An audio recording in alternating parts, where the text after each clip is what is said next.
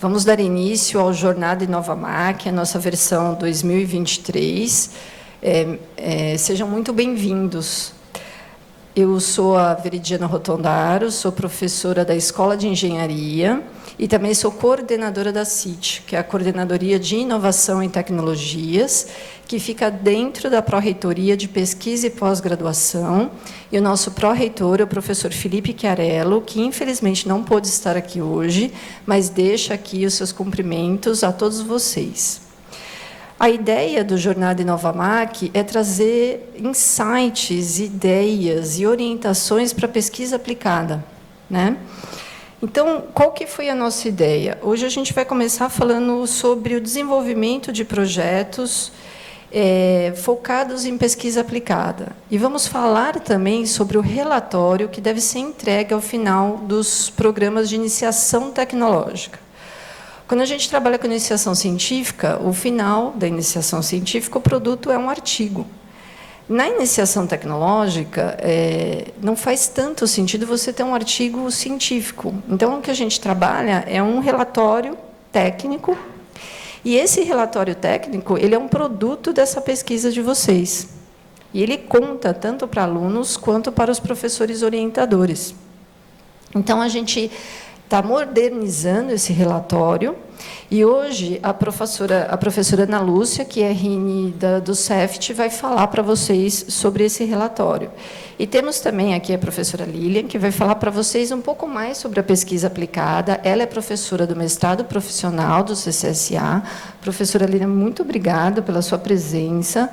E vai falar como que isso funciona não só na parte de graduação, mas parte de pós-graduação. Então, dando um insight para vocês de que se interessem em continuar com a pesquisa, né?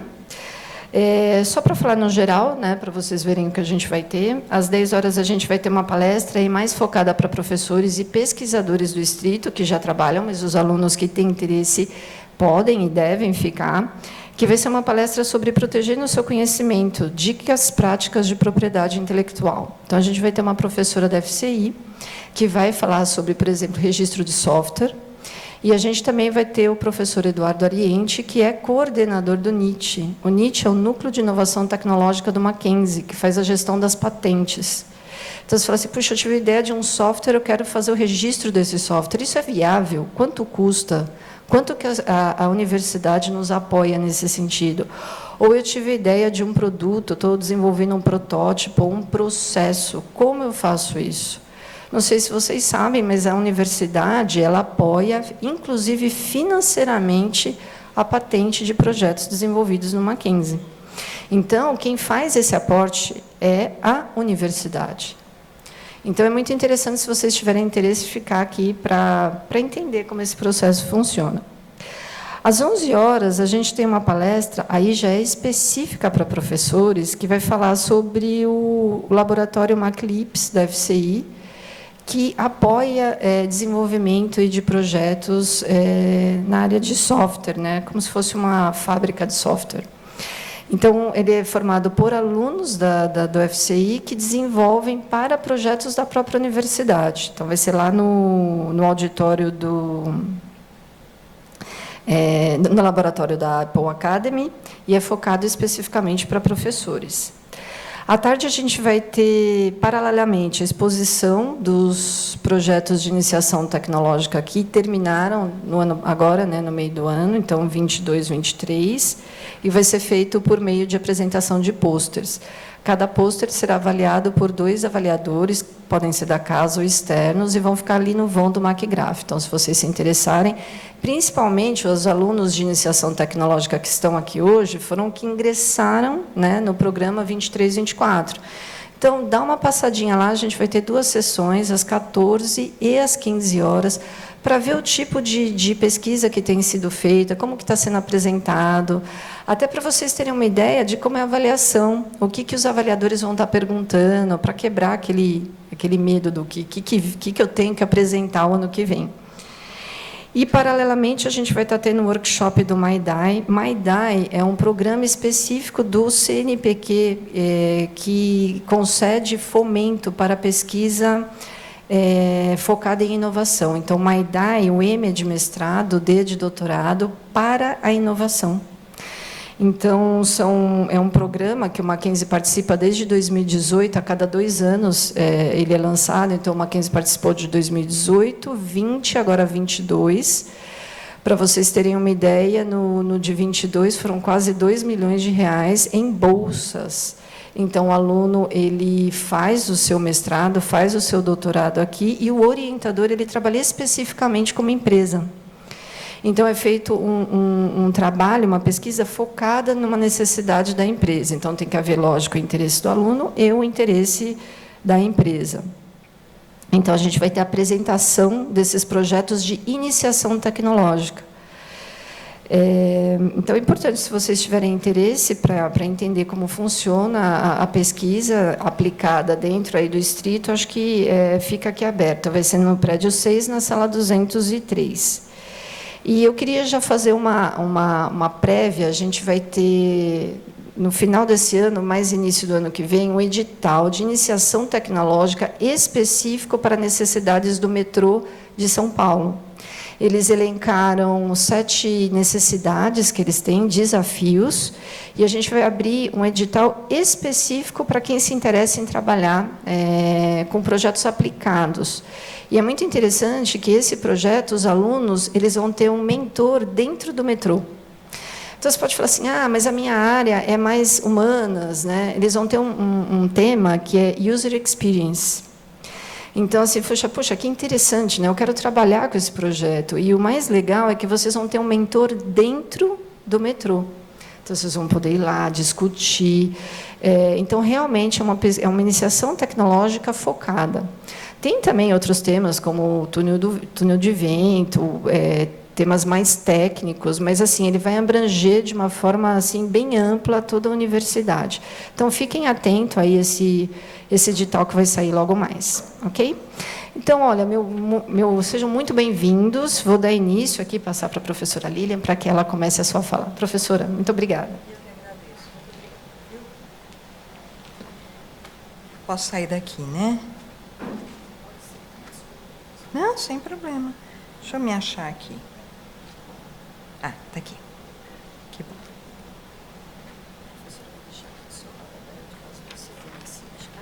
Eu peguei um ali, naquele cantinho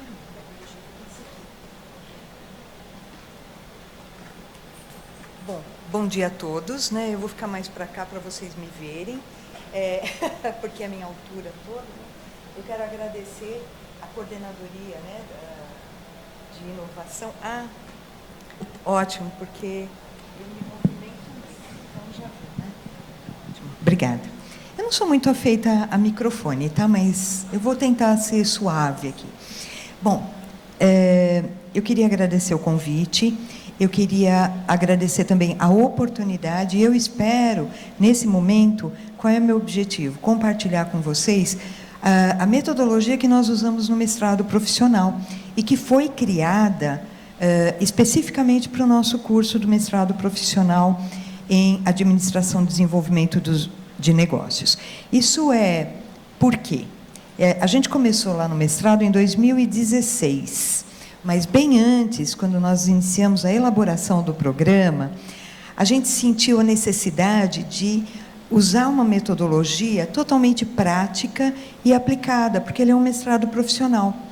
Agora, isso não quer dizer que a gente não use também os critérios acadêmicos, sim, porque nós estamos numa universidade e também toda a metodologia é embasada em questões acadêmicas e especialmente na parte da pesquisa. Acontece que, como a professora Veridiana falou, de repente, nós temos tratamentos diferentes quando a gente está tentando criar coisas para as empresas, né? Nosso mestrado ele tem um foco muito grande na criação de valor ao cliente e, por conta disso, a inovação. A inovação, no nosso entendimento, ela se presta à criação de valor para a sociedade, portanto, para o cliente. Sendo assim, todo o nosso arcabouço metodológico está voltado para isso. todos os nossos trabalhos têm uma pegada de criação de valor e de inovação, porque são os carros-chefes, e isso é algo que a gente detectou no mercado. Eu vou falar rapidamente de mim. Eu trabalho aqui no Mackenzie há 18 anos, dou aula na graduação e dou aula no mestrado também. Tenho projetos de pesquisa e projetos de extensão totalmente aplicados. Então, é muito bom estar com vocês hoje aqui e poder compartilhar e fazer com que a gente tenha aí algum diálogo sobre essas questões. Queria fazer um acordo com vocês. Eu vou apresentando, mas vocês podem me interromper com dúvidas ou questionamentos, seja lá o que for, comentários, antes de eu terminar. Não precisa ficar esperando até o final, porque às vezes aquela dúvida fica coçando na cabeça da gente. Pelo menos isso acontece comigo. Aí eu anoto, mas eu fico com aquilo. Aí você não presta atenção no resto, né? A cabeça não segue. Bom, eu vou usar os slides, que são poucos, só para nos guiar, né? Nossa metodologia, quando ela não começou do zero. Na verdade, eu implantei uma metodologia parecida, bem mais menos complexa, vamos dizer assim, no Lato Sensu em 2007, quando eu coordenava a parte de realmente metodologia para os trabalhos de Lato Sensu. Porque para nós fazia todo sentido que o aluno que vai fazer Lato Sensu, ele está muito mais olhando para a empresa, aquele olhar de especialização, e foi aí que a gente começou a trabalhar, só que na época nós trabalhávamos mais com a resolução de problemas, que é uma das bases do nosso método. Hoje ainda existe, o método ainda está vigente, para vocês verem como ele é forte, só que há algum tempo atrás nós, digamos, acho que uns 7 anos, nós incluímos também a exploração de oportunidades. Qual é a base teórica, qual é a base epistemológica, vamos dizer assim, do nosso trabalho, né? Design Science Research, onde o nosso método se enquadra, do Hevener. Então, o que é esse método? Ele é muito voltado para a criação de artefatos. E vocês criam artefatos o tempo todo, certo? É assim, vocês podem não se dar conta disso, mas vocês fazem isso o tempo todo. É um sistema, é um livro, é uma tecnologia nova, é um processo diferente. Então, essa é uma das nossas bases. A outra base está voltada para o estudo de caso. Por que o estudo de caso? Porque eu me foco numa empresa, numa situação. Geralmente, nós temos nossos alunos que já chegam com questões para serem tratadas dentro das suas empresas.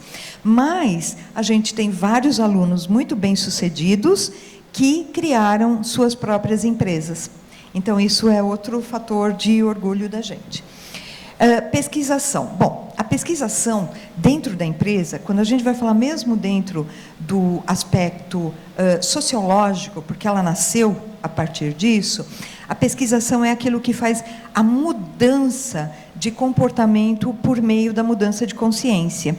Na verdade, os executivos, eles introjetam uma nova realidade na cabeça. Cultura é difícil de mexer, é muito difícil de mexer, mas passa a juntar todo mundo e aí criar uma nova situação. Esse é o lado intervencionista muito forte do nosso trabalho.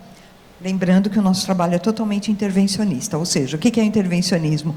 Eu vou lá criar uma nova realidade. Eu tenho que criar uma mudança, ou criar alguma coisa nova, certo? E é o que vocês estão fazendo, né? Solução de problemas. Mas, quando eu falo de solução de problemas, por que a gente resolve problemas dentro das organizações? Alguém gostaria de dar uma ideia? Fala, pessoal. Vocês estão com sono? Fala aí, Veridiana. Maior eficiência. Mas por que eu quero maior eficiência? Isso custa dinheiro. Reduzir custos, isso. Maior eficiência, redução de custos. Mas para quê? Aumentar o lucro. Isso é verdade. Mas eu também posso resolver problemas, atender a sociedade, atender o cliente. Porque muitas vezes a gente sempre fala, olha, a verdade é a seguinte, eu resolvo o problema porque eu preciso abordar melhor o mercado. O problema está sempre dentro da organização. As oportunidades, elas estão lá fora. E eu preciso, às vezes, resolver problemas internos para que eu possa prospectar oportunidades. Isso custa, mas promove uma mudança, gera competitividade, seja num melhor lucro, porque quando eu tenho um lucro melhor, eu posso inovar. A Toyota é um exemplo muito bom disso, né? A Toyota fala assim, olha, é o seguinte, eu trabalho em nicho, o preço do meu carro é esse, a qualidade do meu carro é essa. Você compra? Muito bem, mas eu prometo para você que você sempre vai ter um carro atualizado em termos de inovação, de qualidade. Ou seja, toda a questão de custo, ela resolve dentro da organização e não com o cliente. Isso é uma abordagem, uma filosofia muito interessante, né? Bom, e aí, dessa combinação toda, nós temos a metodologia de solução de problemas e exploração de oportunidades. Vocês vão perceber que tudo no nosso mestrado tem nomes grandes. O próprio nome do mestrado é grande, né? Porque é mestrado profissional em administração do desenvolvimento de negócio. A gente fica cansado só de falar, né? E aí a nossa metodologia é grande também. Eu vou pular essa parte aqui, porque eu meio que já expliquei um pouco disso. O que a metodologia trata? Por que a gente teve que desenhar uma nova ideia? Afinal de contas, o que é metodologia, né, gente? Metodologia é um caminho. Todo mundo concorda com isso? É um caminho, né? E a metodologia, ela possui passos. Então, eu tenho um objetivão, seja resolver problemas ou explorar oportunidades, e eu quero chegar lá. E como é que eu chego lá? Essa é uma coisa muito interessante, porque nós recebemos um público muito diverso no nosso mestrado. Eles são executivos de nível médio, de nível mais alto, ou estão começando a carreira, e vem de várias áreas. A gente tem gente de tudo quanto é área. A gente tem médico, a gente tem arquiteto, tem engenheiro, bom, enfim. E todos eles chegam quando a gente fala assim para eles, tá bom, então que eu dou aula de metodologia, da disciplina do nosso método. Então eu falo para eles, tá bom, na primeira aula, com o que vocês vão trabalhar? Eles olham para a minha cara dizendo assim, como assim? Né? Com que situação vocês vão trabalhar? Nesse momento, eu ainda não pergunto se é um problema ou se é uma oportunidade, até porque para classificar isso, a gente precisa de alguma conversa, tá bom? Então, na verdade, o nosso objetivo é resolver problemas, bem forte, organizacionais, tá? Pessoais não, viu? A gente não chegou nessa fase porque é um mestrado em administração, né? Mas, às vezes, a gente resolve os problemas dos alunos em sala de aula também, com a exploração de oportunidades do mercado. Bom, o que é a exploração de oportunidades? Geralmente, é alguma coisa que não está atendida totalmente ou parcialmente pela concorrência, e que eu sei fazer. Aquela parte da SWOT, né? Oportunidade. Eu sei fazer e o mercado quer. Aí, eu não tenho, às vezes, todos os recursos alinhados para aquilo. Então, às vezes, eu preciso resolver um problema dentro da organização para poder explorar a oportunidade. Geralmente, eles caminham juntos. Quando alguém chega para mim e fala assim, eu quero explorar tal oportunidade, a primeira pergunta que eu faço é, e está tudo bem para você? A sua empresa está toda redonda para fazer isso? Não sei. Então, aí a gente começa a nossa investigação, tá? Até aqui a gente está indo bem? Eu falo meio rápido, então vocês podem me... Vamos lá. Qual que é a diferença? A gente chama isso de método prático.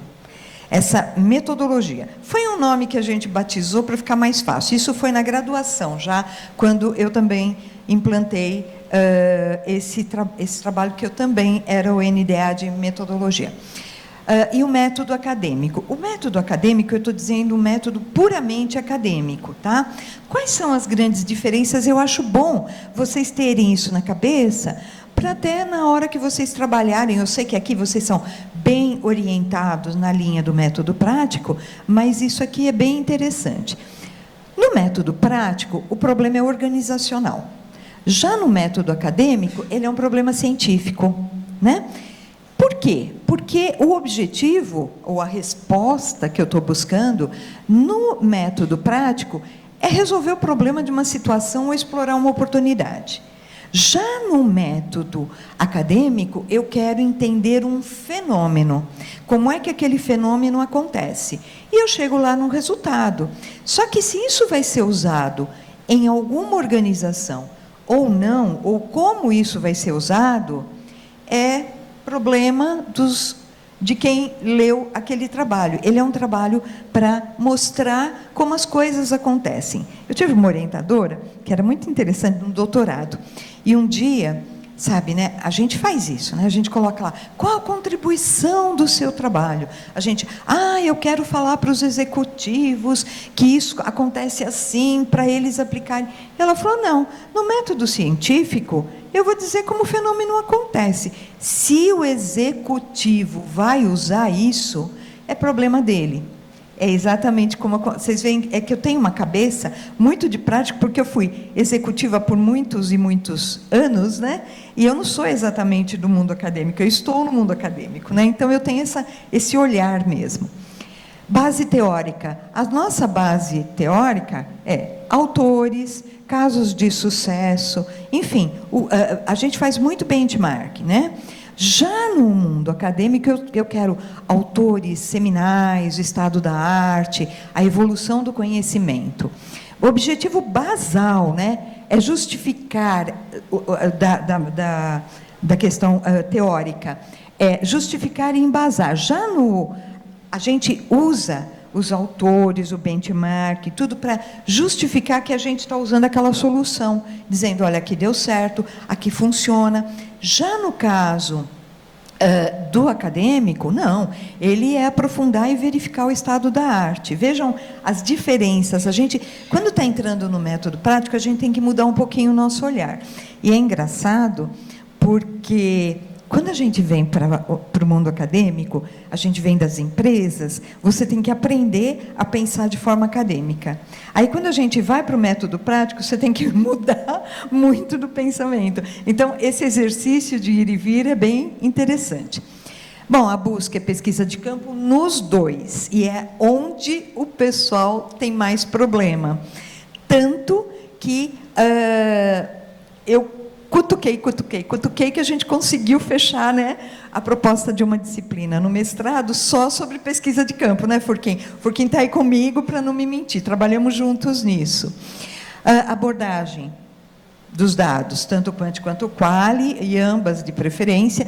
Na pesquisa prática, a gente usa tudo quanto é dado. No meu doutorado, eu tive uma professora que disse assim, que foi quase uma co-orientadora, que ela falou, tudo é dado.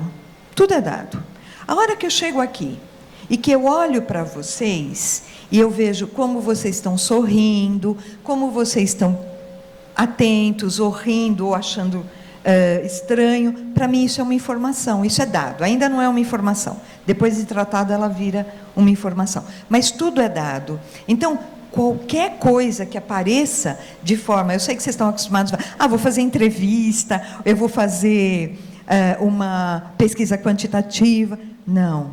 Qualquer observação é dado. Então, torna a coisa bem complexa, não torna? Análise, no caso do método prático, ela é processual. Eu quero entender os desdobramentos. Professora, eu tenho uma pergunta. Fala. Essa questão dos dados, né, que você está falando, com a questão da tecnologia, a gente tem muitos outros tipos de dados, né? E existem técnicas para analisar esses dados, por exemplo, ambientes virtuais, sim, toda essa parafernália? Não, existe muita técnica que nós não usamos muitas vezes, tá? E uma delas, por exemplo, é a semiótica. A semiótica é uma forma de analisar aquilo que eu observo no ambiente. E tem livros e livros. Meu doutorado trabalhou com isso, né? Então, eu trabalhei com com dado de tudo quanto é jeito, sabe? Até eu entrar, ligar para uma empresa, a forma como eu sou atendida na recepção, a forma como a empresa se prontifica a atender e encaminhar o meu pedido, isso já é um dado, tá? A gente tem hoje muita tecnologia. Pensei que você fosse falar do chat, porque é o, né? É a coqueluche do momento. No meu tempo a gente falava assim. Então, isso também tem jeito de ser tratado, e pior, escrutinado, porque nem tudo que está lá é verdadeiro ou está exatamente como é. A gente não pode comprar. Se antes na internet já tinha muito gato por lebre, agora, né? Bom, mas ele ajuda, não estou sendo... Já no método acadêmico, ele é científico, então a minha busca é por entender como as coisas acontecem, por que as coisas acontecem, ou seja, os desdobramentos disso, de forma organizacional, já são relativizados, vamos dizer assim. Quanto aos resultados, eu faço tudo isso para ter um plano de ação, para criar uma solução. E por solução, a gente tem aí, a gente usa a palavra solução, não é porque eu estou só resolvendo um problema. Solução é o quê? Criação de valor para um cliente. É por isso que a gente fala tanto. A gente inova para criar valor ao cliente e para fazer tudo isso de forma assertiva, né? Já na questão acadêmica é o conhecimento, é mais um tijolinho lá naquela parede do conhecimento, tá? Que é importante também. Quem é o cliente do método prático? As organizações e os setores. Elas são os nossos maiores clientes e, no final das contas, isso vai derivar para, como é processual, vai derivar para o cliente no final, né? E já no método acadêmico, não, é a comunidade acadêmica, porque a gente está criando valor, criando conhecimento, gerando conhecimento. Bom, publicação, lá no fim da minha apresentação, eu vou falar rapidamente de algumas publicações. A gente usa revistas técnicas, mas hoje a gente está conseguindo uma adesão maior das outras revistas também, dos outros periódicos, que não são exatamente práticos, né? Que são acadêmicos também, congressos inclusive. E revistas acadêmicas para o caso do método mais profundamente acadêmico. Até aqui tudo bem? Como é que a gente começa, né? Tá bom. Como é que a gente começa? Bom, quando a gente chega, não é ainda um problema nem uma oportunidade. É uma situação, e a gente começa a trabalhar essa situação. A gente busca indícios, porque a gente ainda não sabe, isso ainda não são dados, e aí, no final das contas, a gente também tem que olhar as várias nuances, e são tantas, que chega na hora que era um problema, virou uma grande oportunidade, né? Eu já entrei aqui? Ah, não. Eu queria falar do processo, mas acho que eu, sem querer, tirei aquele slide. Então, como é que a gente... Nosso template. O que é o nosso template? Ele é um guia, na verdade. Ai, não apareceu nem meu livro aqui. Eu tinha foto do livro. Tudo bem. Nós estamos já na segunda edição do livro. A primeira era um guia. E esse guia, gerou o nosso template, e hoje nós temos um template que dá conta de tudo. É preencher um formulário? Mais ou menos. Só que o que é ele, né? Ele fala do método, depois nós vamos falar um pouco da empresa e da situação, com detalhes, e vamos para uma parte muito importante, que é basal dentro disso, que é o diagnóstico. E aí, no diagnóstico, eu quero entender aquilo que eu não sei. Eu vou buscar o que eu não sei. Dentro da organização, eu já sei de um monte de coisas, mas do mercado também, mas muitas coisas eu não sei. Então, eu tenho que usar de pesquisa. E a pesquisa acadêmica mesmo, a pesquisa de mercado, enfim, usando todos os dados, sem grandes delongas, né? A partir do diagnóstico, eu vou buscar um leve aporte teórico que me indique, e esse aporte teórico, como eu disse, são autores, são benchmarks, são casos, para dar algum direcionamento à minha solução. Desenho a minha solução. Acho que o template de vocês que vai ser apresentado aqui está muito aderente, né? Desenho a minha solução, a minha proposta de solução. bem detalhada. A partir daí, eu começo a trabalhar. Quando eu falo a solução bem trabalhar, ela tem a questão da análise de riscos, a viabilidade financeira, entre outras coisas. Eu chego lá no final e vou trabalhar também com a questão da intervenção. Essa é a parte mais capciosa. Por que ela é capciosa? Porque quando eu estou falando de organização, a intervenção é uma parte difícil. Muitas vezes eu tenho que trabalhar a cabeça do pessoal ou trazer pessoas junto comigo. Sempre tem que haver um alinhamento entre quem está trabalhando com isso e a organização. Tem a parte da avaliação, em que é como é que eu vou avaliar a mudança. Isso também é muito importante. Eu uso indicadores e também isso está relacionado aos meus objetivos. Aí eu fecho com as considerações finais. O importante é que a gente saiba que, muitas vezes, a implantação, ela não é só um desejo, ela tem que acontecer. E, para ela acontecer, eu preciso trazer a organização comigo. Por isso, a pesquisação é tão importante nesse momento, né? Por isso, a pegada da pesquisação. A professora Veridiana falou assim, olha, não faz muito sentido a gente fazer artigos para este tipo de trabalho.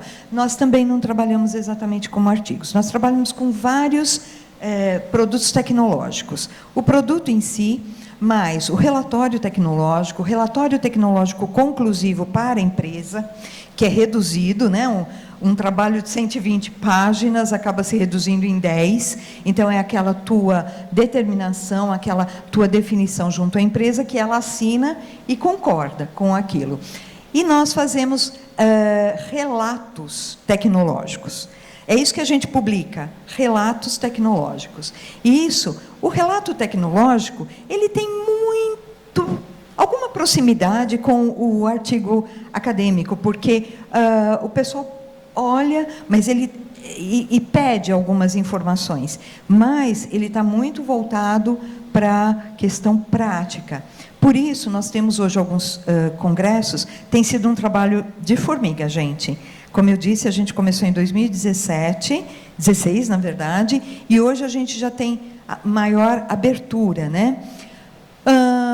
A gente tem eventos como o SEMEAD, EMPRAD, ENAMPAD, o CASI, AmpConte, SINGEP, ou seja, são congressos que começaram a aderir e nos quais a gente trabalha, periódicos nacionais, né? Nós aqui na casa temos já né, que é a Práticas de Gestão e Contabilidade, Jovens Pesquisadores, eu sou editora da Jovens Pesquisadores, a gente aceita a RAC, a GV Executivo, IJB Market, IPTEC, RASE, Revista Alcance, JPB Review, são alguns exemplos, né?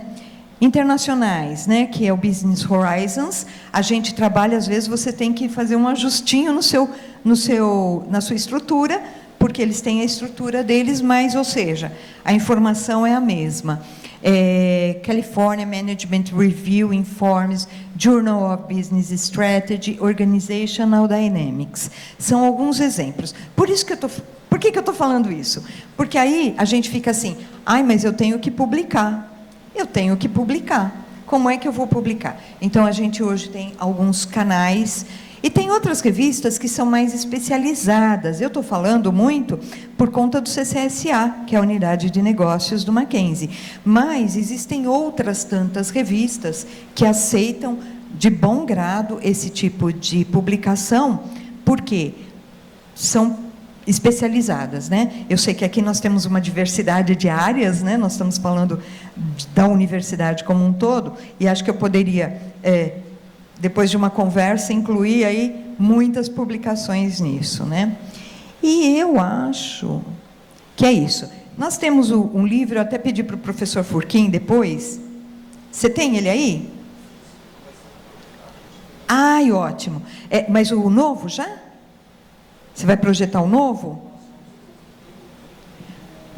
Então a gente, eles estão ok. A gente acabou de lançar um novo com na verdade ele é uma edição ampliada, mas ele segue o mesmo conceito e a mesma linha de trabalho. E se alguém se interessar pelo novo livro, é da editora Mackenzie. Eu pedi para o professor Furquim aí encampar isso, porque como autor eu posso comprar por um preço bem acessível, né? Então, perguntas, por favor. Comentários. Críticas. A gente espera que não, mas se tiver, a gente aceita. A crítica é construtiva.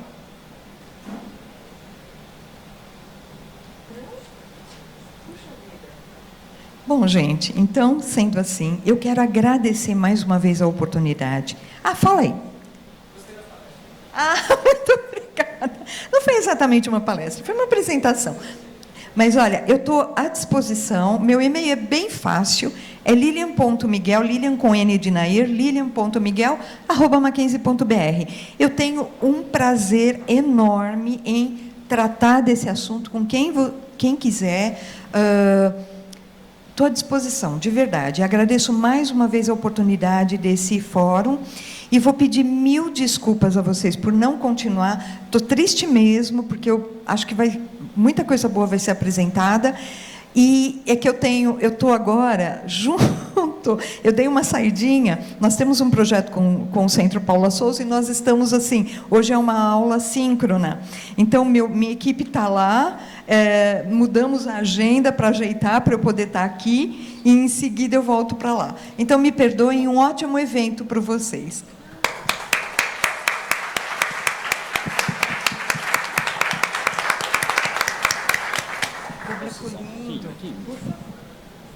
Bom dia a todos.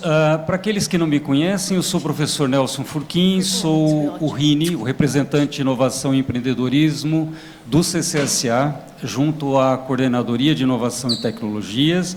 E, em nome da CIT, eu quero entregar essa lembrança para a professora Lilian, querida. Aproveite bem. Muito obrigada. E mais uma vez agradecer, né, sua disposição em colaborar, seu conhecimento, compartilhar conosco.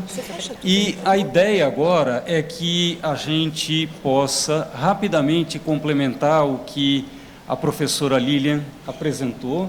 Fique à vontade para você muito sair, obrigada, a gente viu? fala depois. Muito obrigada. Tchau, professora. Obrigada. Muito obrigada, gente. Fiquem com Deus, viu? Nós vamos passar rapidamente para vocês e também, né, deixar informado que esse material que nós vamos abordar agora de uma forma muito rápida vai estar disponível para todos vocês no ambiente da CIT, e que é um ambiente, né, que pode ser acessado de forma virtual por todo mundo, mas é uma reformulação, uma proposta nova que nós desenvolvemos, a professora Ana Lúcia, também, que é RINI, nós estruturamos um novo formato do relatório que deve ser, né, disponibilizado depois que os projetos de iniciação tecnológica são concluídos.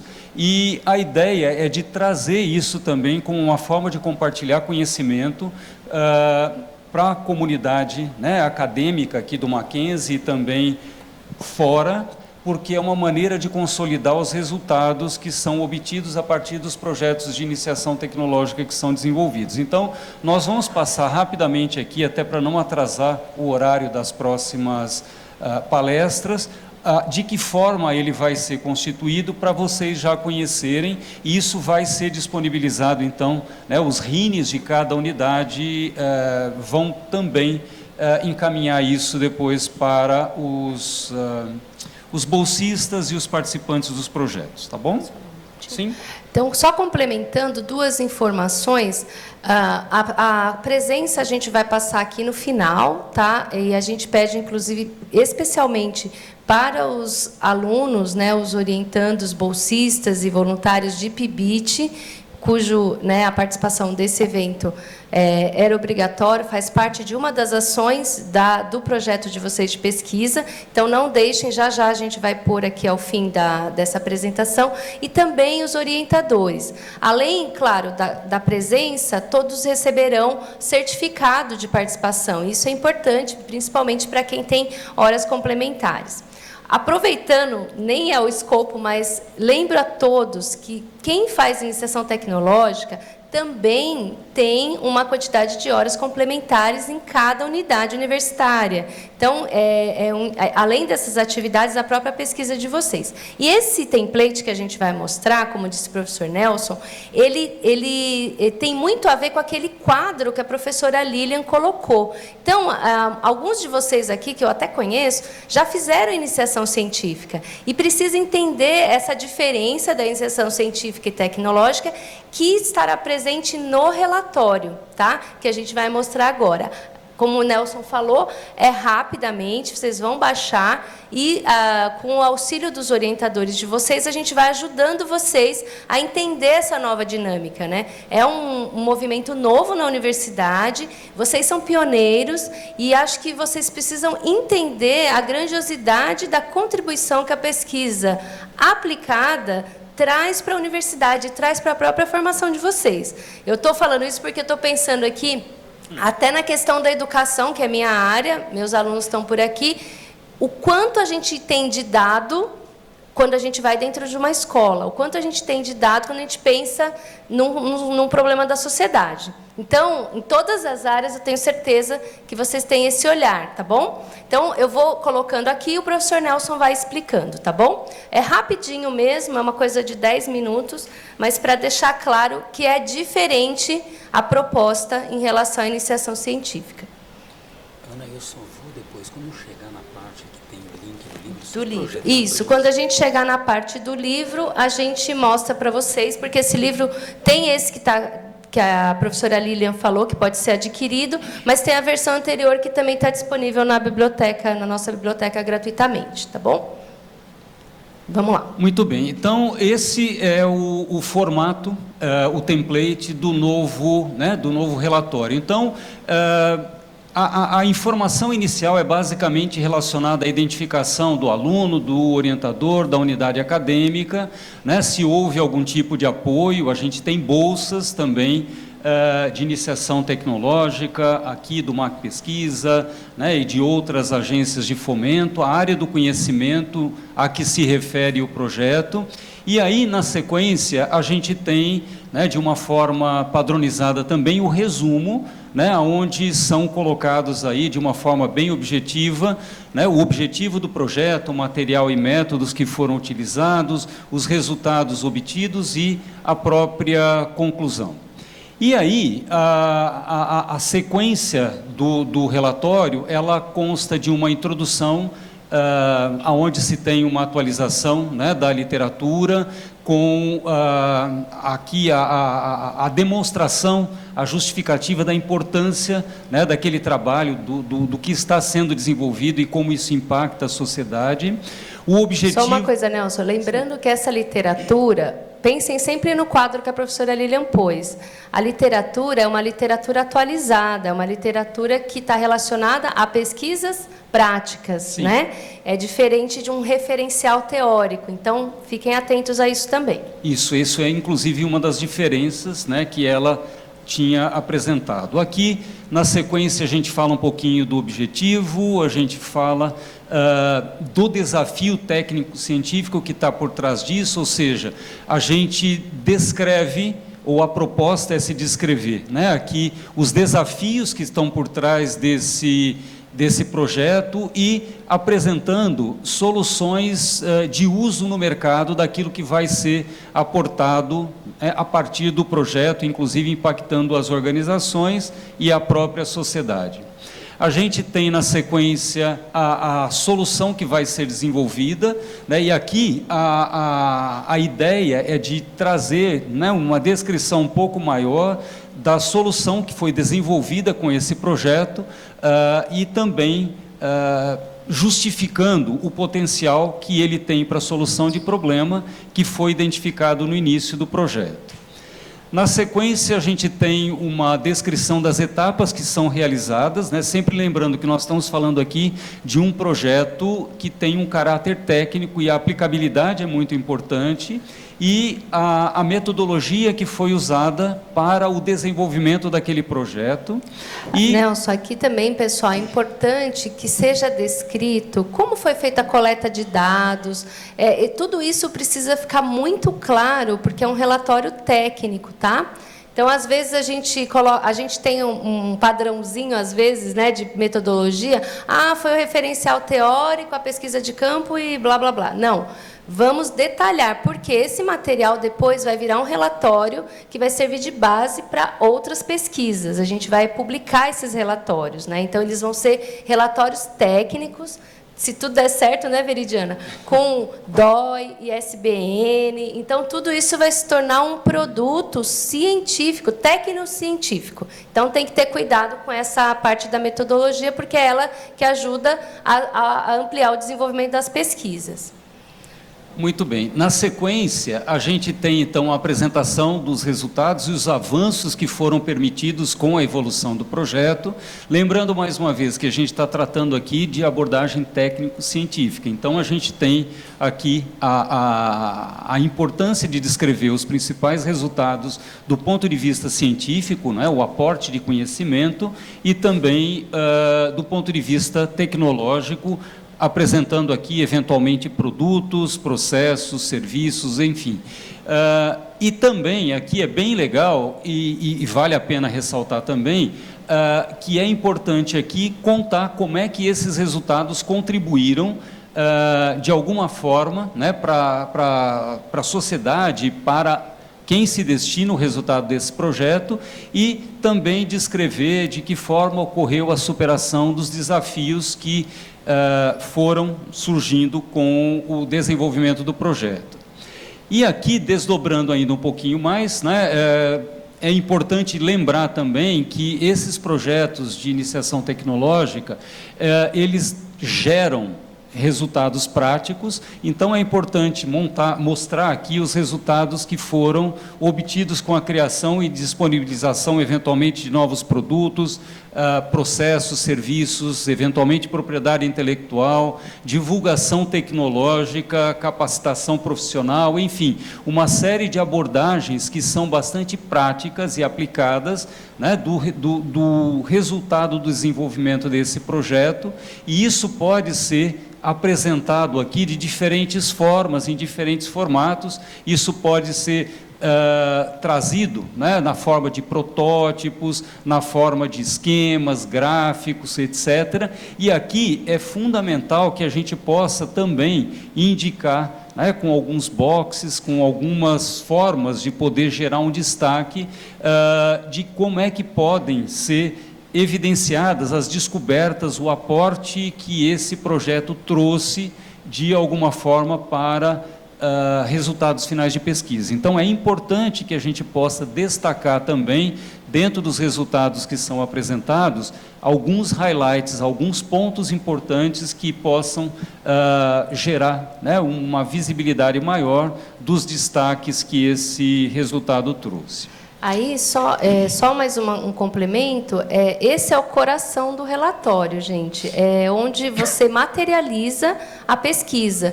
Então, precisa ficar realmente atento, como o professor Nelson falou, existem várias formas, que não somente a textual, mas que eu posso trazer aqui as evidências da pesquisa, tá? E, às vezes, é muito interessante que, às vezes, você está pesquisando uma coisa e você não consegue resolver aquele problema, mas ele te dá pistas, ou resolve outro, ou abre outros problemas, outras questões, mas mesmo quando isso acontece, você precisa trazer essas evidências, tá? Então, isso precisa ficar muito claro, quais são as evidências dos resultados que a pesquisa trouxe para você, tá? E para o seu orientador.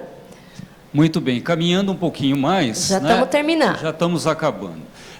Caminhando, então, um pouco mais, aqui é importante, nesse próximo tópico, que a gente possa, então, gerar uma descrição de como é que vai ser a aplicação dessa proposta, dessa solução que foi proposta. Então, aqui, é importante também que a gente possa, né, descrever e apontar como é que esses impactos são gerados a partir do resultado a que a gente chegou com aquele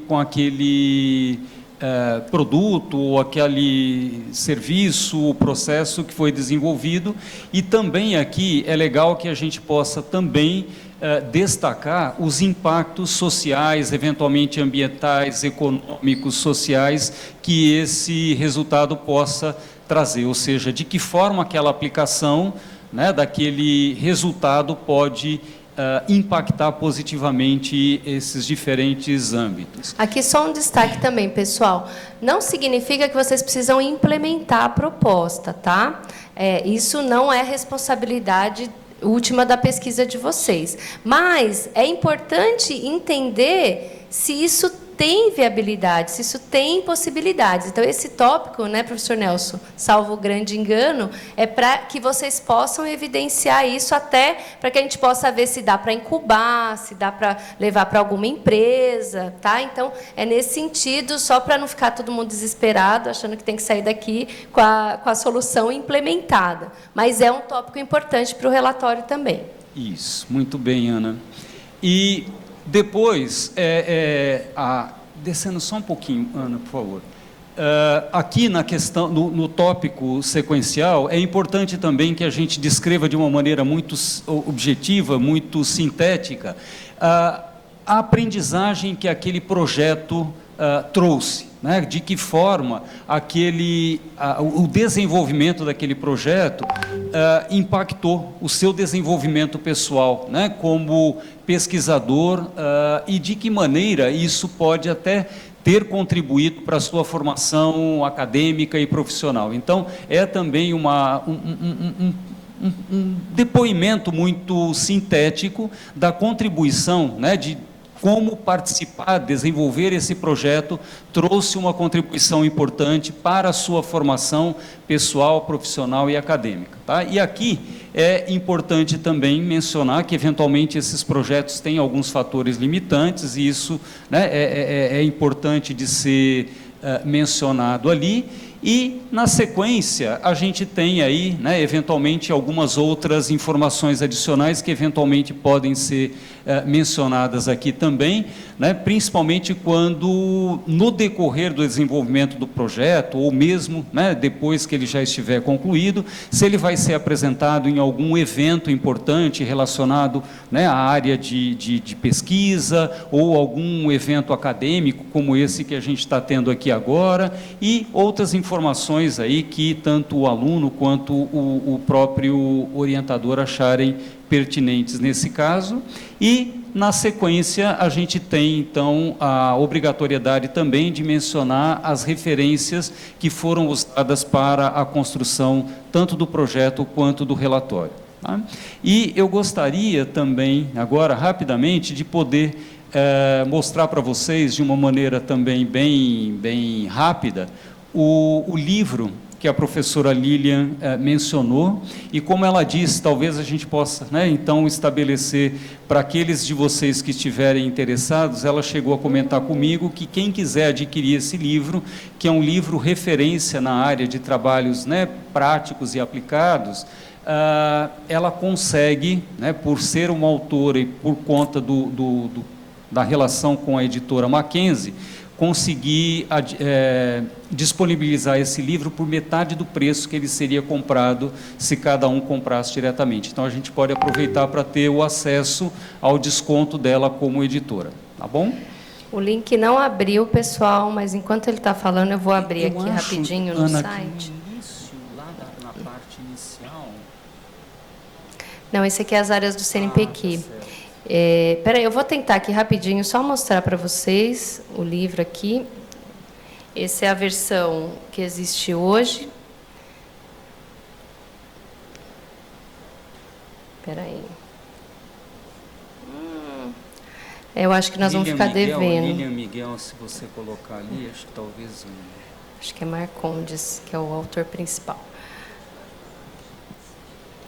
A professora Veridiana está sugerindo aqui que a gente disponibilize para vocês na página da CIT. A gente vai disponibilizar e também vai colocar o link dentro do próprio template. Eu não sei porque ele quebrou esse link, mas a gente realmente está difícil de achar aqui, pessoal, e a gente não quer realmente atrasar o evento. Finalizando, então, aqui depois vão ter as orientações de fonte, etc., E esse aqui é importante também, que é a quantidade de páginas. Então, um mínimo de 8 páginas e máximo de 20 páginas, né? Porque também um relatório vai ser publicado e a gente tem que exercer nosso poder de síntese. Não sei, Nelson, se tem mais alguma coisa. Não, eu só, até também para não atrasar as próximas palestras, eu só gostaria de lembrar a todos vocês que ainda tem uma série de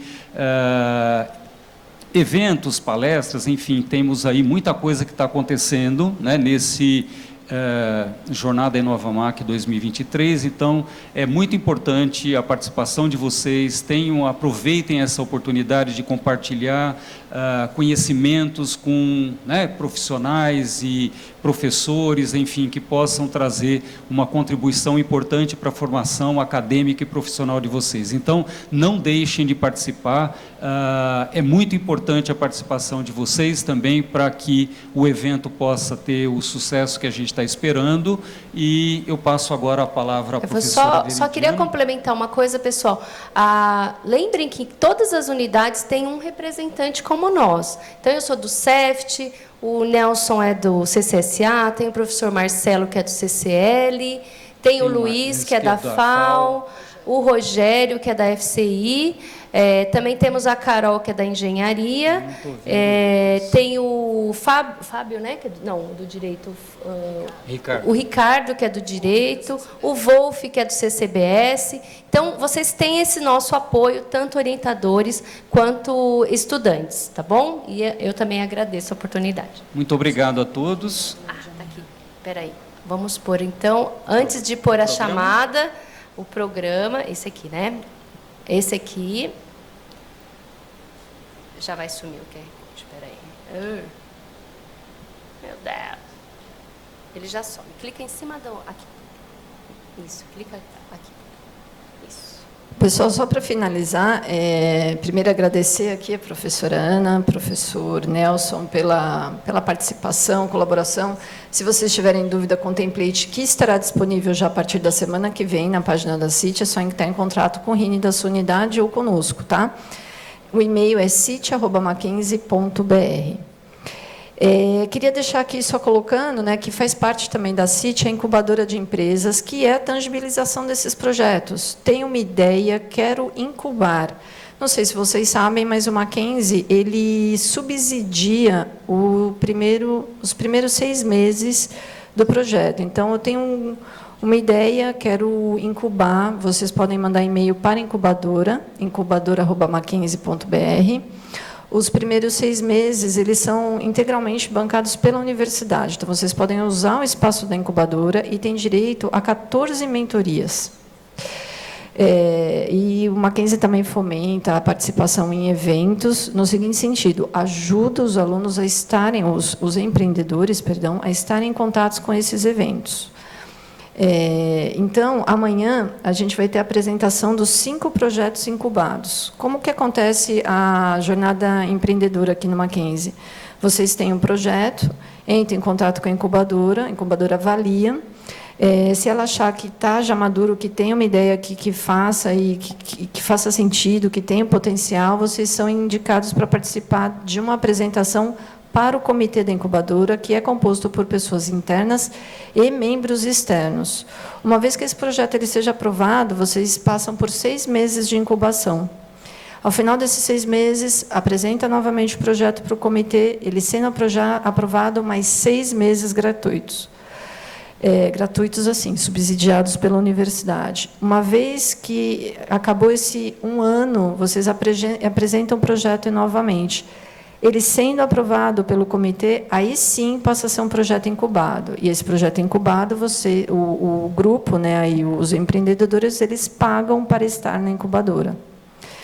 A gente tem hoje 4 projetos incubados, estamos indo para o nosso 5º projeto, com fomento externo. Inclusive, um deles tem apoio, né, subsídio, de um programa da FAPESP, que é o PIP, está no PIP 2 já, com um aporte muito interessante. Então, amanhã, se vocês se interessarem, querem ouvir o que esses projetos estão fazendo, como que eles conseguem investimento, eles vão fazer pitches a partir das 10 horas da manhã. São pitches, são apresentações rápidas, mas esses empreendedores vão estar lá amanhã. Tá? Só que, como a gente tem a capacidade limitada na incubadora, se vocês se interessarem, por favor, se inscrevam. E aí eles vão estar falando, vocês vão ter possibilidade de conversar com essas pessoas que estão incubando. Viridiana, eu quero incubar. Qual que é a característica? Podem ser alunos, podem ser ex-alunos, e a partir da nossa última política, né, da nossa política da incubadora, não a última, porque ela é a primeira, pessoas de fora do Mackenzie também podem incubar. Então, às vezes, vocês têm pessoas que vocês conhecem que se interessam. Então, é isso. Estou passando agora, finalmente, sem mais delongas, para a chamada. A Ana que vai me ajudar. Lembrando que essa chamada é válida para esse evento aqui, tá bom? Pessoal, essa professora maravilhosa que passa aqui, loira, ela é a coordenadora da incubadora, a Renata, que acho que muitos já conhecem, então ela que vai recepcioná-las lá. Então, tá aqui, pessoal. Muito obrigada.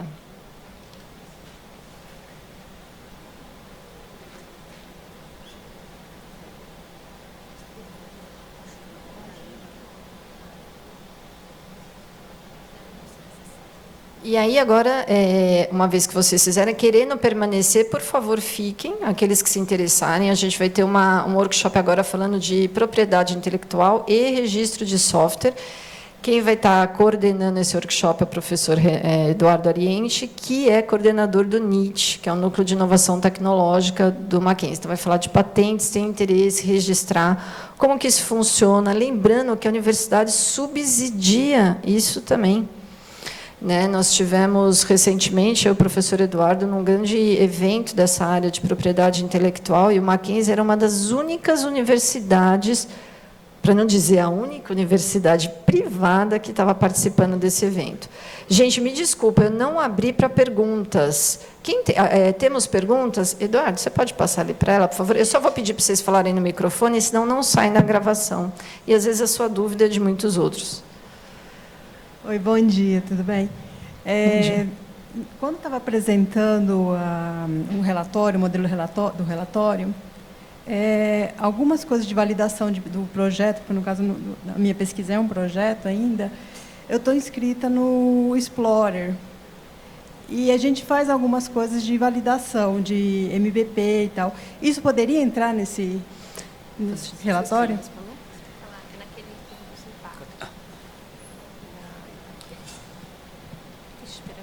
Bom dia, obrigado pela pergunta. Pode sim, inclusive naquele tópico onde a gente tem diferentes maneiras de você deixar claro, evidente o resultado ou a conquista, entre aspas, né, do que se obteve com o projeto, você pode colocar ali sim.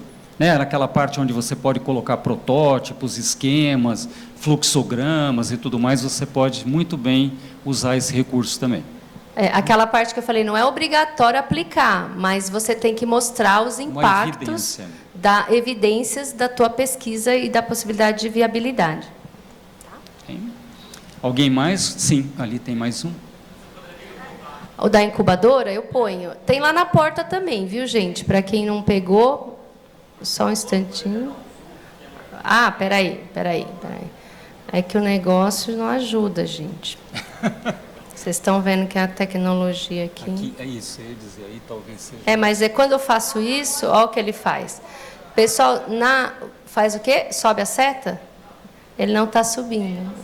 Ó, ele não sobe, ele foi feito para não subir. Então, vocês podem pegar aqui na porta. Na porta tem. Aqui, isso, subiu. Ó, pronto. Subiu. Professora Veridiana, ó, tá ninja aqui. Aí. Foi. Acho que sim, né? Mais alguma pergunta? Alguém tenha mais alguma outra curiosidade, algo que vocês queiram saber? Ok, então muito obrigado mais uma vez, né, por essa primeira parte, e eu passo então agora o microfone para a professora Veridiana, ou posso já passar direto para o Eduardo? Professor Eduardo Ariente, por favor, para a continuidade do evento.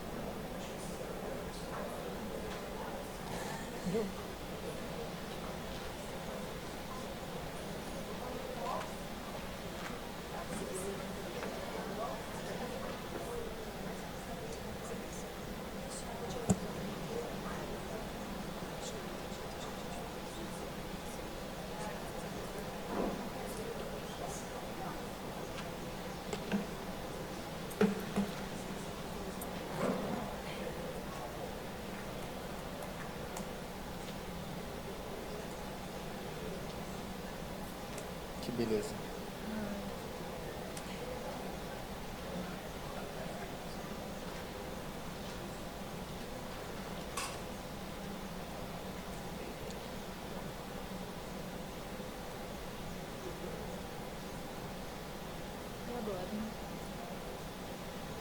Acho que ele está com algum problema no cabo, não sei. Você ia pegar da onde? Gmail também? Tem como a gente colocar no nosso... Foi. Tem probleminha de conexão.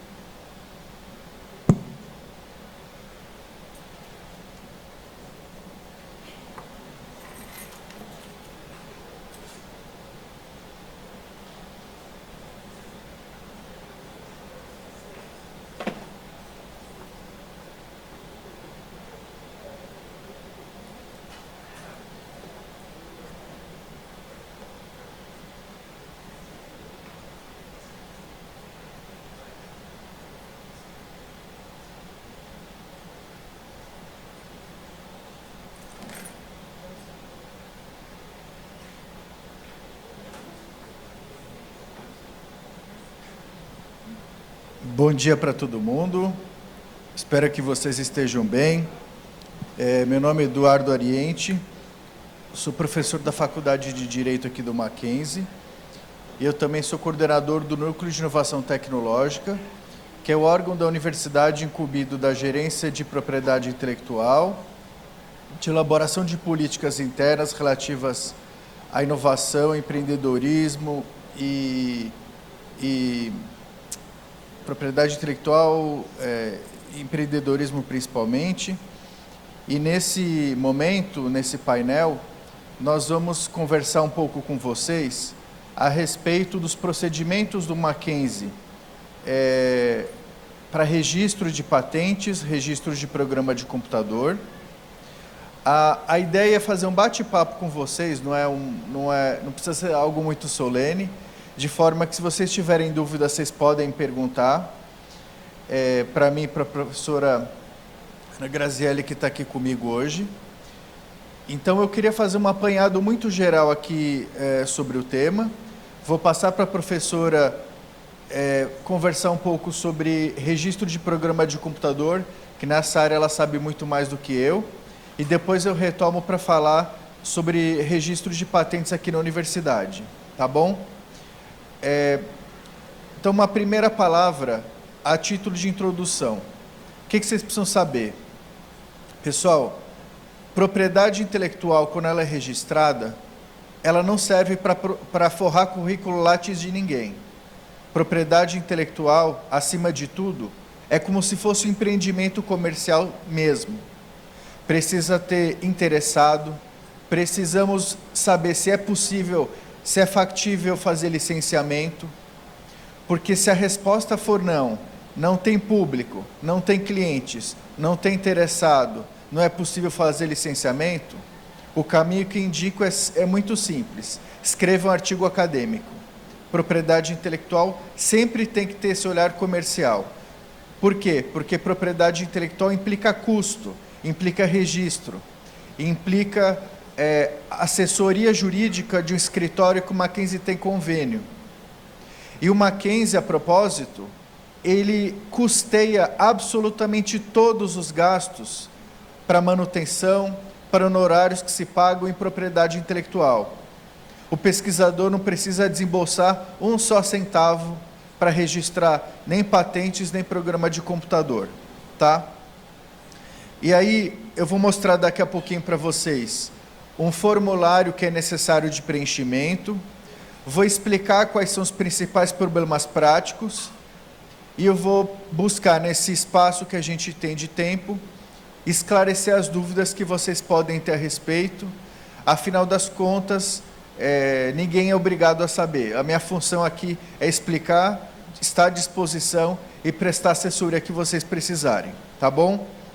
Então, eu vou passar a palavra para a professora Ana Grazielli, que é da FCI, e ela vai explicar como funciona registro de programa de computador. Professora, muito obrigado, tá? Muito obrigado pela sua presença, pela sua disponibilidade. Eu que agradeço. Obrigada, gente, por estarem aqui. Então, eu sou a professora Ana Grazi, sou atualmente docente lá da Faculdade de Computação e Informática, né, nos cursos de Ciência da Computação. Estou também ali no programa de pós-graduação em Computação Aplicada, está vinculado à FCI também. E hoje eu vim trazer para vocês um bate-papo, tá, sobre registro de software. Então, o objetivo aqui da minha fala é mostrar para vocês a importância do registro, tá? Porque que é necessário, muitas vezes, a gente se preocupar, né? Nós, principalmente aí, desenvolvedores, né? Ou vocês, donos de empresas que estão em busca, né, de desenvolver um software, uma solução tecnológica. Então, você tem como fazer o registro disso, né? Para se resguardar de piratarias, né? Concorrências desleais, etc.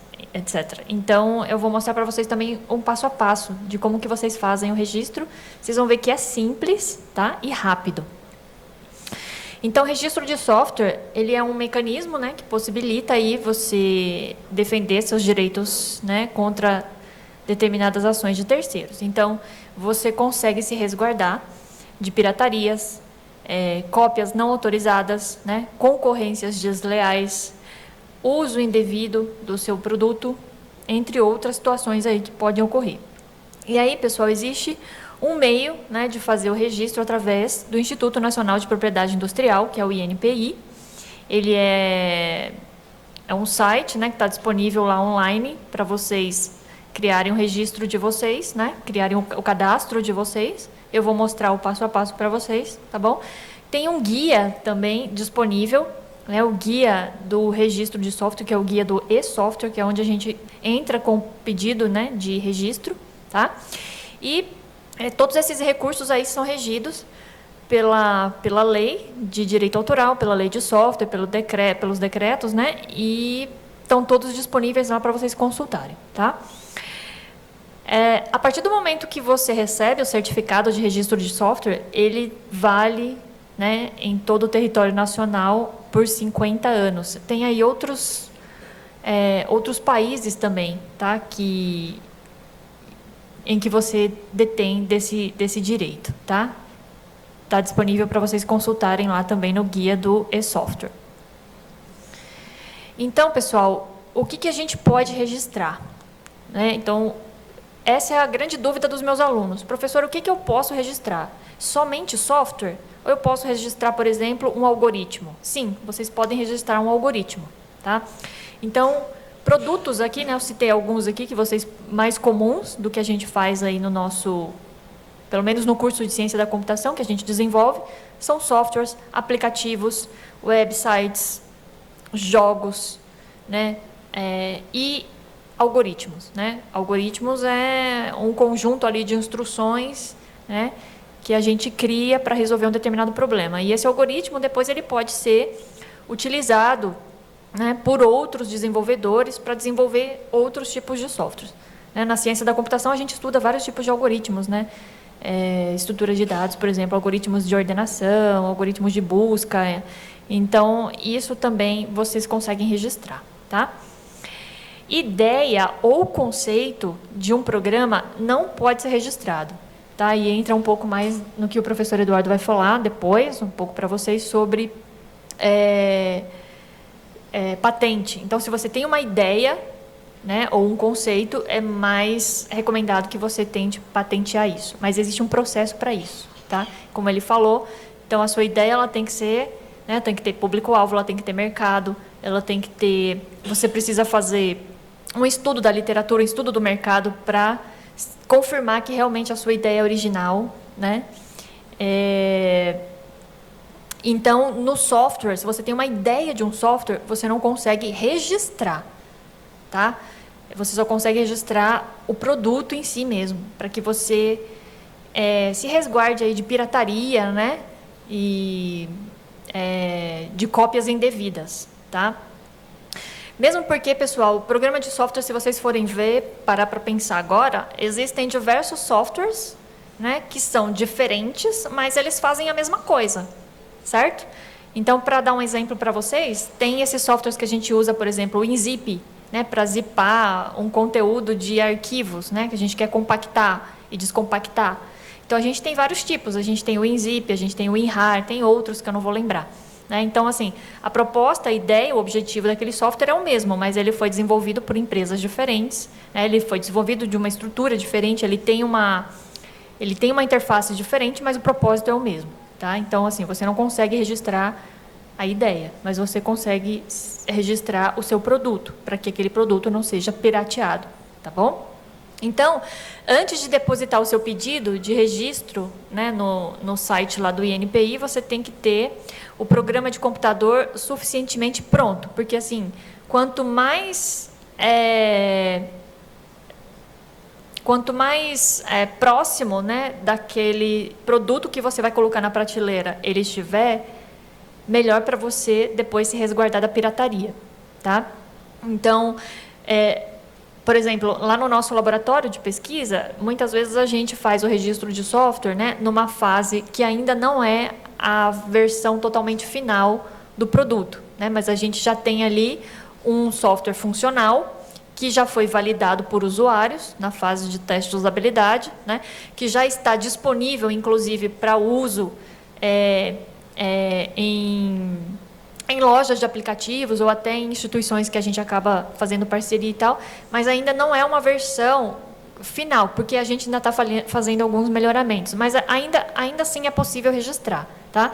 Mas o aconselhável é que vocês já registrem esse produto numa versão o mais final possível. E, de preferência, quando vocês vão registrar esse produto, além do código-fonte, né, do software em si, que a gente precisa enviar, né, isso eu vou falar um pouco depois, para o sistema, né, o que você quer proteger o software, o produto que você quer proteger, você tem que enviar isso de alguma forma, eu também anexo junto um documento de especificação contendo toda a estrutura, né, toda a especificação dos requisitos do meu software, estruturas de navegação, o print das telas, né? Então também quero resguardar a interface gráfica. Então, quanto mais provas você juntar de que aquele software é seu, melhor na hora de registrar, tá? Então, conforme novas versões aí do mesmo programa forem sendo desenvolvidos, vocês também podem ir registrando ao longo do tempo, né? Às vezes a gente vai construindo um software que é um Frankenstein, né? A gente constrói um pedaço, depois constrói um outro pedaço e você vai juntando as partes. Então, essas partes também podem ser registradas separadamente.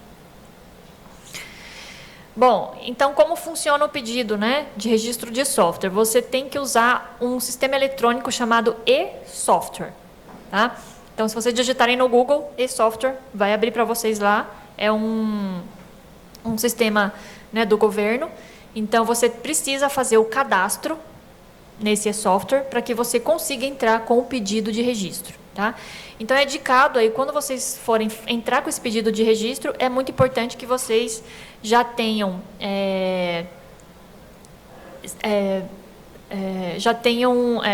separado, né, organizado toda a documentação que é necessária para fazer esse registro.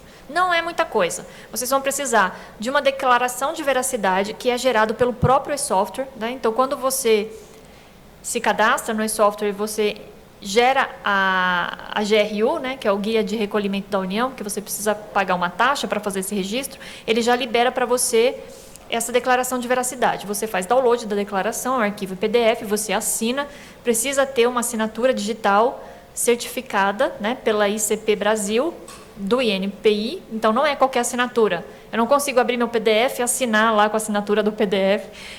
O e-software ele não vai permitir que você suba essa declaração de veracidade, você precisa ter uma assinatura certificada. Eu, por exemplo, fiz a da Serasa Experian, então eu tenho o meu e-CPF, né? Então, se você é pessoa jurídica, você também tem o e-CNPJ. Então, essa assinatura digital, você assina o documento de veracidade e você faz upload no formulário. Além disso, você precisa do código hash do programa. Então, assim, como que eu envio o meu produto para o registro, para fazer o registro, né? Eu não vou enviar para eles o código-fonte, eles não vão analisar o seu código. Mas ele consegue proteger o seu código através de um código hash que a gente gera através de um software. Isso também é muito simples de fazer. Se vocês pesquisarem depois na internet, vocês vão ver que tem softwares que geram um código hash. O próprio WinRAR tem uma função que você compacta todo o teu código-fonte e você gera um código hash. Esse código hash ele é um número, ele é uma string, tá, de letras e números que você copia e cola num campo específico desse software. Tá? E além do código hash, né, da declaração de veracidade, se possível, envie, pessoal, um documento de especificação mostrando, né, mais as especificidades do teu programa, né, da interface gráfica, dos fluxos de navegação, das especificações, tá? Tudo bonitinho ali, tá bom?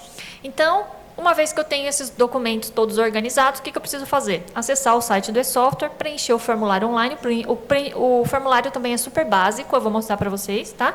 Anexar o resumo do hash, que é o código hash, e a declaração de veracidade e submeter, tá? Então, a partir do momento que vocês enviam, vocês podem acompanhar todo o processo através do próprio site do INPI. E lá dentro desse site tem a RPI, que é a Revista de Propriedade Industrial. Então, essa revista ela é publicada toda semana, tá? Ou a cada 10 dias. Então, o prazo de tramitação para o seu registro ser publicado dura em torno de 10 dias a partir do momento que você entra com o pedido. Tá? Então, é super rápido.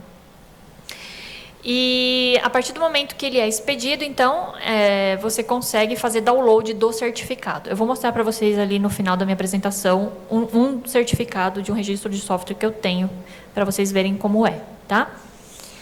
Bom, aí depois que você tem esse certificado, então você tem aí a detenção do direito por até 50 anos. Tá? Então, vamos lá. Passo a passo, né? Então, a primeira coisa que vocês precisam fazer é acessar o sistema do e-software. Então, aqui vocês vão se deparar com essa tela. Vocês vão precisar fazer um cadastro, se ainda não tem. Se você já tem o cadastro, faz lá login, né? Entra com seu login e sua senha. E aí, ao logar, vocês vão se deparar com essa tela. Então, aqui vocês podem ver que tem uma opção para você gerar a GRU. Tá? Então, aqui, quando você clica aqui, ele vai criar para você um PDF né, da GRU, já sai todos os seus dados ali, tá? O seu nome, o seu CPF, tudo bonitinho com o seu endereço, com o valor para você pagar, tá? E esse pagamento pode ser feito boleto, ele gera uma código de barra, tá? A última vez que eu paguei custou R$ 185, foi no início do ano. Acho que deve estar esse valor, não é muito exorbitante, tá? Então, uma vez que você pagou a GRU, ele libera para você a declaração de veracidade para você fazer download e o formulário para você preencher, né? Para entrar com pedido de registro, tá? Como que funciona esse formulário, então? O primeiro passo, né? É você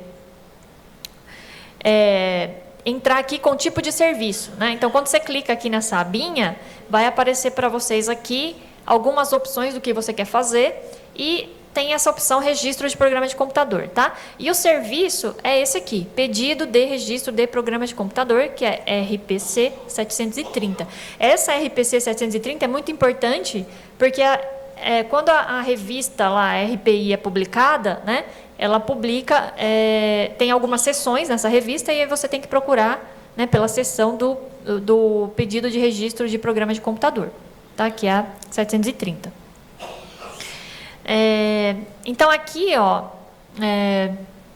você pode, então, aqui, né, gerar o boleto. Isso aqui é a tela que você vai gerar o GRU, tá?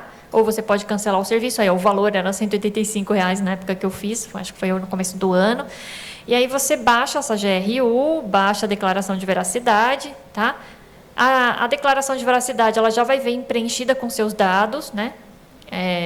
O seu CPF, e aí você assina aqui com a sua assinatura digital. A GRU vai conter todos os seus dados aqui e o mais importante, que é o número, né? Esse número aqui é o número que vai ser o seu registro, tá? De software, tá bom? Então, pagando aqui o boleto, tá? Você consegue, a partir daquele número, né? Ó, tá vendo esse número, né? O número do documento, você acessa ele a partir desse botão, tá? Quando clicando em avançar, ele abre para mim o formulário, que é o formulário que eu vou começar a especificar o meu software, tá? Eu vou entrar com o meu pedido. Então, tem duas coisas aqui que tem que deixar muito claras, duas coisas que eu preciso esclarecer para vocês aqui. Tem os dados do titular e os dados dos autores, né? Então, qual é a diferença entre o titular e o autor? O titular é o detentor do direito do software, tá? Então, pode ser uma pessoa física, pode ser uma pessoa jurídica, tá? Pode ser, por exemplo, uma empresa que contratou, né? Vamos supor que eu seja desenvolvedor, eu tenho uma empresa desenvolvedora de software e o Eduardo tem a ideia, quer desenvolver um produto para a empresa dele, então ele me contrata para desenvolver o software para ele. Mas, no caso, ele é o titular e nós somos os autores ali, né? Estou cedendo um serviço para ele. Então, existe um contrato ali, tá? Entre o titular e os autores, tá? Mas o titular, ele é o detentor do direito. Então, é ele que tem o direito de... ele pode, né, reproduzir, distribuir, usar o software, tá? Para terceiros, ele pode fazer um contrato ali de uso para terceiros e tal. Então, ele tem o detentor do direito, do poder sobre aquele software. E os autores, né, são os responsáveis pela criação intelectual. Então, é quem participou do desenvolvimento. Então, quem implementou, criou os algoritmos, criou a interface. Então, ali é um grupo, né, que participou, né, da especificação da construção do software, tá? Há a possibilidade de ter mais de um titular. No caso, a pessoa que entra com o pedido é o titular, tá? Então, por exemplo, eu, né, fiz o cadastro no software, eu fui lá, entrei com o pedido, então, automaticamente, eu sou a titular desse pedido, mas eu posso fazer isso através de uma procuração. Não necessariamente precisa ser eu, tá? Eu posso ceder isso através de uma procuração para alguém fazer por mim, tá? Posso colocar mais de um titular e eu também posso ser autora, porque eu também, né, muitas vezes lá no nosso laboratório, a gente desenvolve projetos de pesquisa, a gente constrói produtos de software e muitas vezes ali eu estou envolvida no processo de criação. Então, o titular também pode ser o autor, tá? E aí pode ter uma lista de autores. Bom, e depois vocês entram com os dados, né, do programa. Então, qual é a data de publicação, que ele foi lançado aí no mercado, qual a data de criação, a data de criação geralmente ela antecede, né, a data de publicação, o título, né, do teu software, a linguagem de programação que vocês usaram para implementar, tá? Então, você pode adicionar várias, porque muitas vezes o software ele não é construído apenas de uma linguagem, mas ele tem um conjunto, né, de linguagem, às vezes a gente precisa fazer integração com outros pedaços de software, então você consegue listar, tá? O campo de aplicação, então, clicando aqui nesse botão, vai aparecer para vocês, né, se ele é um software para educação, para agro, né, para banco, etc. Então, tem uma várias possibilidades, né, de aplicação. O tipo do programa, se é um jogo, se é um software de prateleira, se é um algoritmo, se é, né, então tem também como vocês especificarem. Aqui tem o algoritmo hash. Então aqui é o código hash que vocês precisam gerar. Eu não sei se eu coloquei aqui, acho que não. Mas quando clica aqui nesse botãozinho, existem alguns tipos de hash que você pode gerar, tá? Então tem o 256, tem outros números lá, acho que eram 3 opções, tá? Você seleciona qual o código você vai gerar, de acordo com o software, né, que você vai usar para gerar o hash. Gera esse hash vai gerar para você um código. Você pega esse código e cola nesse campo aqui, ó, que é o resumo hash. Tá? Esse aqui é o teu, digamos assim, o teu código, né, que está sendo todo criptografadozinho ali e embutido nesse hash. Tá? Bom, e uma vez preenchido esse formulário, você autoriza, né, o direito aqui, né, da autorização, né, para que o INPI entre com pedido de registro e anexa a declaração de veracidade com a sua assinatura digital. Tá? E aí, avançar. Uma vez que você avançou, então, ele vai, né, para análise, certo? E depois de 10 dias, mais ou menos, vocês entram lá no site do INPI, vai ter uma regiãozinha aqui, ó, que vocês vão clicar lá em programa de computador, né? Vai aparecer um campo de busca, vocês fazem o login de vocês, coloca lá o número do seu pedido, que é aquele númerozinho que entrou na GRU, e procura pelo seu certificado. Aí é só fazer download, tá? Eu tenho aqui para vocês um exemplo de um certificado que eu gerei. Vou mostrar para vocês aqui. Cadê?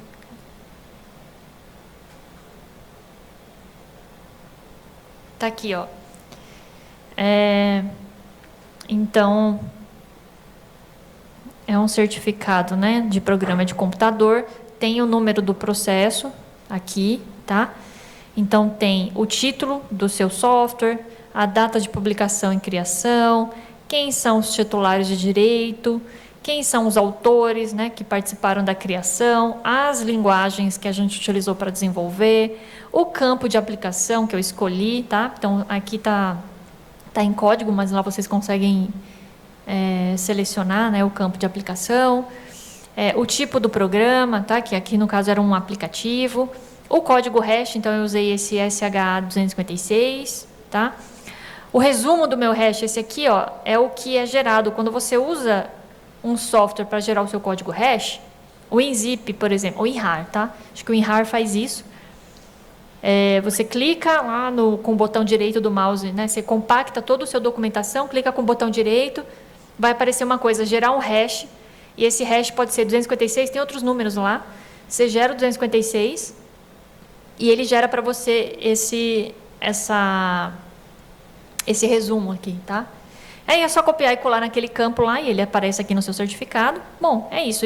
A data de expedição, ó, esse aqui foi de fevereiro de 2021. Esse aqui não foi esse ano, tive mais recentes, tá? Então é isso, pessoal. É um certificado bem bonitinho, dá vontade de emoldurar, né? Dá vontade de emoldurar, colar na parede. Mas, enfim, eu não emolduro, eu só lanço lá no meu Lattes e tenho a detenção aqui, né, do direito, tá bom?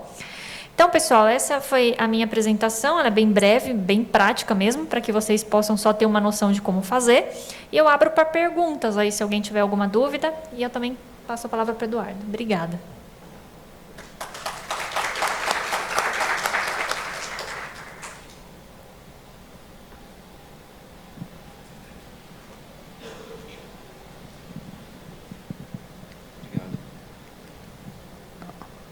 Bom dia. A minha pergunta é se esse registro serve para registrar aplicativos e é isso.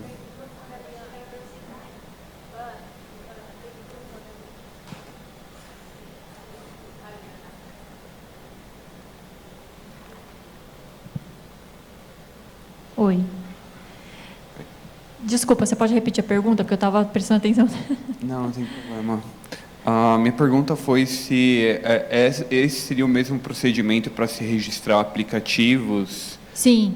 E Outra pergunta é, no caso de eu ser o contratante de desenvolvedores de aplicativo, a quem pertence a ideia? Se você é o contratante, você não é o desenvolvedor, o titular é você. Né? Então, você pode contratar uma empresa para desenvolver um software e você é o titular de direito. Você está pagando aquela empresa para desenvolver, certo? E não necessariamente eles precisam ser autores. Isso vai depender, né? Às vezes você tem a sua empresa, tem a equipe de criação, vocês têm a ideia né, do software, vocês participaram de toda a especificação do software, vocês estão só terceirizando a parte, né, contratando uma empresa desenvolvedora para codificar aquilo, para desenvolver aquilo. É você o detentor do direito, você é o titular, tá bom? E a sua pergunta, o que pode ser registrado? Softwares, aplicativos, games, algoritmos, tá? Tudo pode ser registrado. Partes de software, né? Então, como eu expliquei, seu software não precisa estar completamente desenvolvido. Tá? Se você já desenvolveu uma determinada funcionalidade que você acha que é importante ter o registro já, que já pode ser funcional, né? Que você já pode usar, então você registra, tá? Para se precaver aí de uso indevido do seu produto. Né? Então, você tem como, a partir do momento que você tem o certificado de registro, você tem o direito, por exemplo, de entrar com uma ação judicial, né? Se alguém piratear ou né, entrar com o uso indevido do seu software. Ok, obrigado. Não, por nada.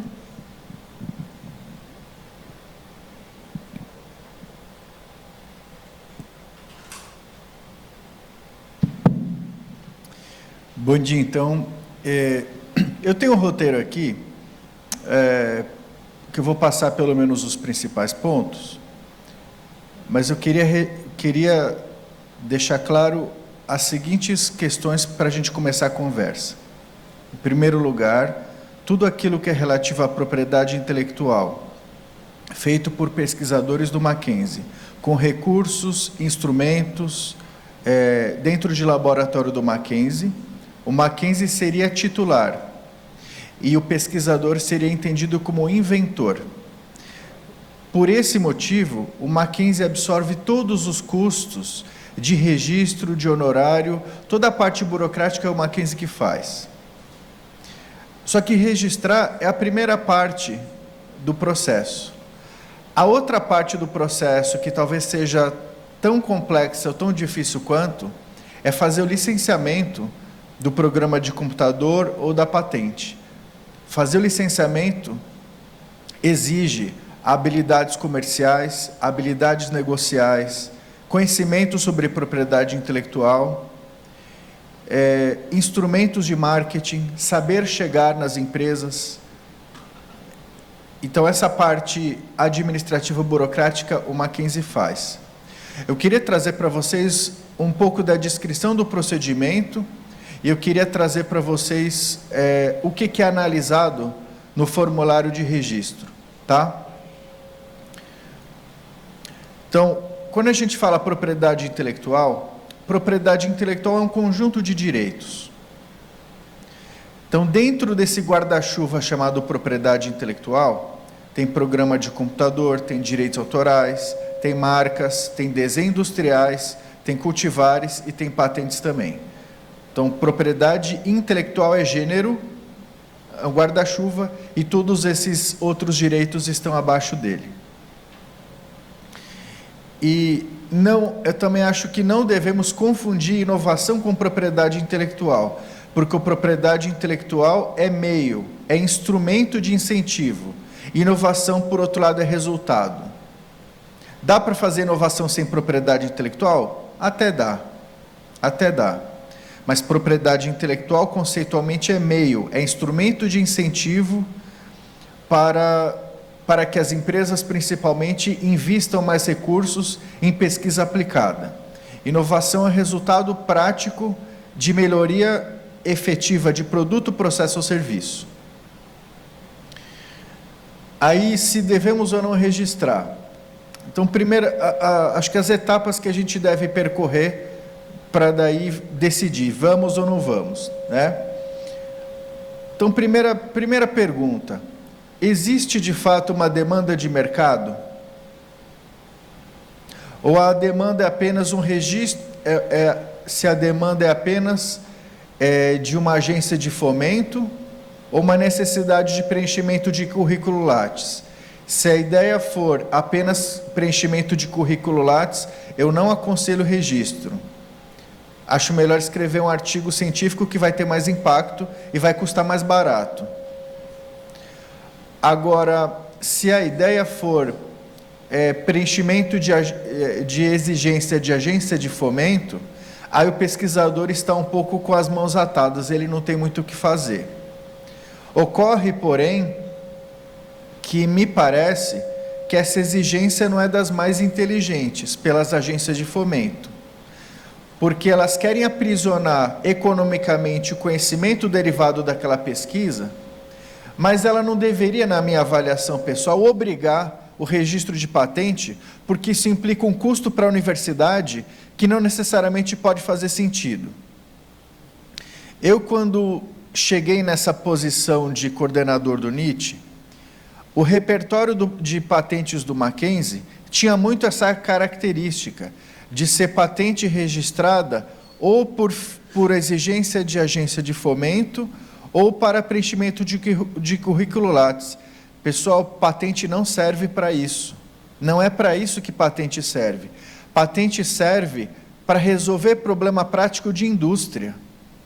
Se patente não resolver problema prático de indústria, ela não serve, na minha opinião, não serve para nada. É para isso que ela foi pensada.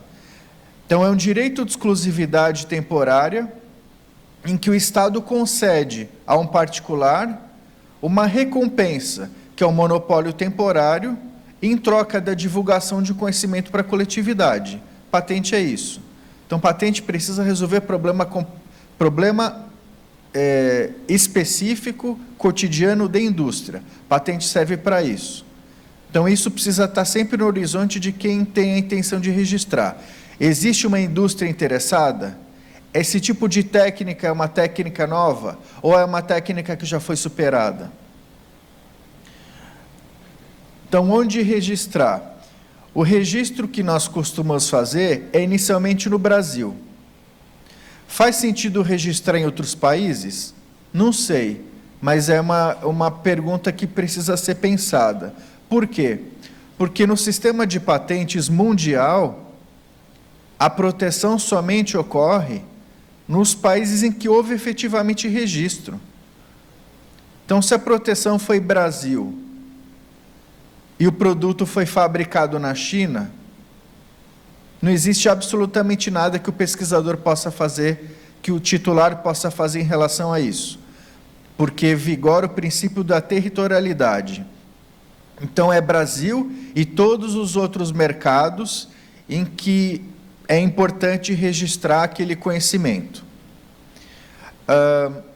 Mas, beleza, eu cheguei à conclusão de que precisa ser registrado no Brasil, na China, na Índia, nos Estados Unidos e em todos os países da Europa Ocidental.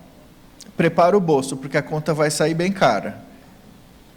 A professora mostrou uma taxa do NPI, e as taxas do NPI eu acho que não são problema. Não são problema mesmo.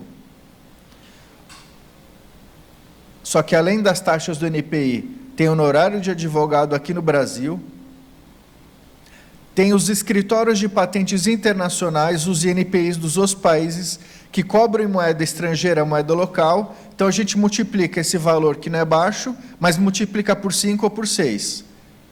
E, fora isso, tem um escritório internacional que vai prestar serviço para a gente. Então, quer depositar em outro país? Prepara o bolso. Prepara o bolso, porque a conta vai sair cara.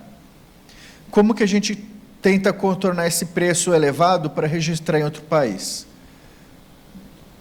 Em princípio, a gente registra no Brasil. E se for fora do Brasil, como a gente faz?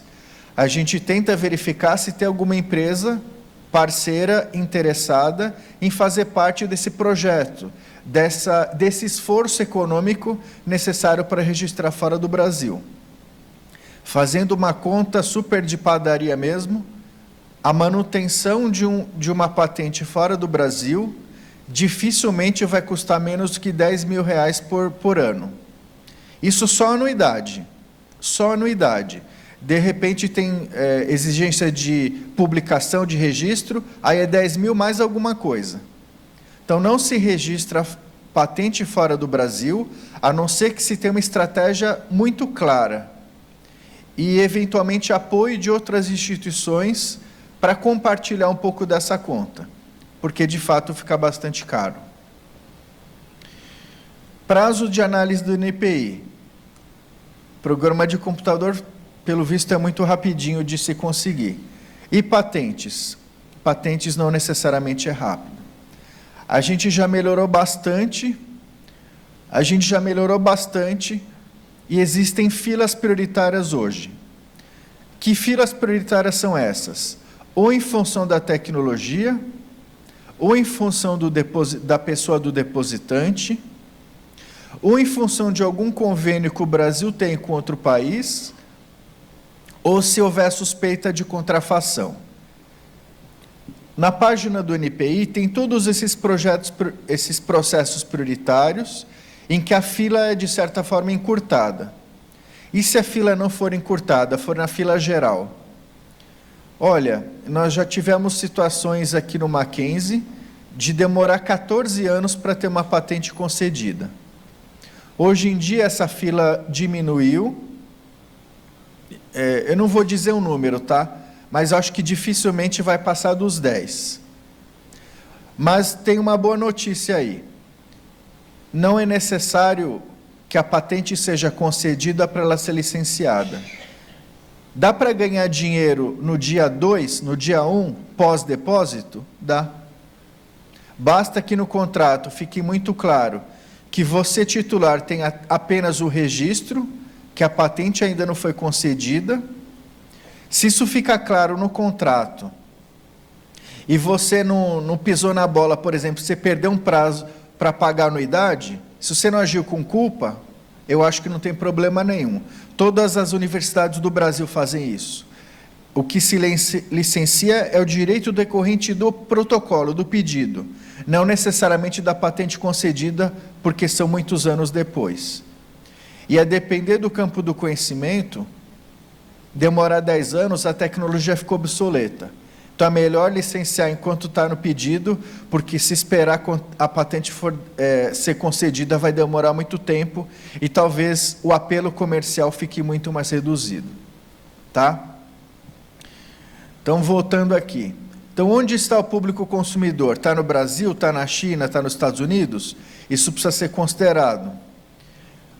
Existe uma empresa que participa do projeto?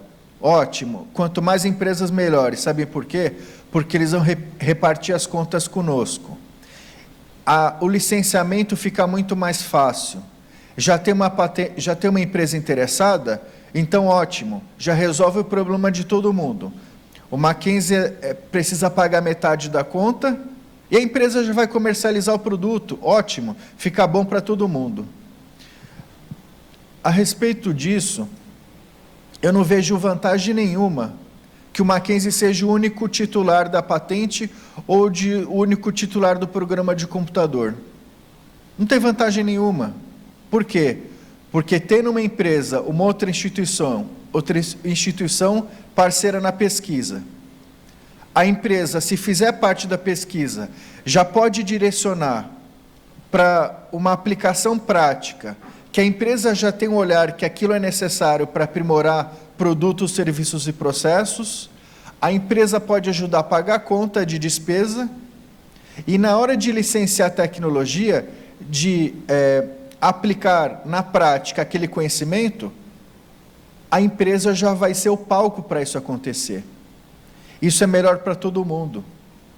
Então, eu não estou dizendo que nós somos contra o professor chegar ao NIT, então eu quero depositar uma patente, como que a gente faz?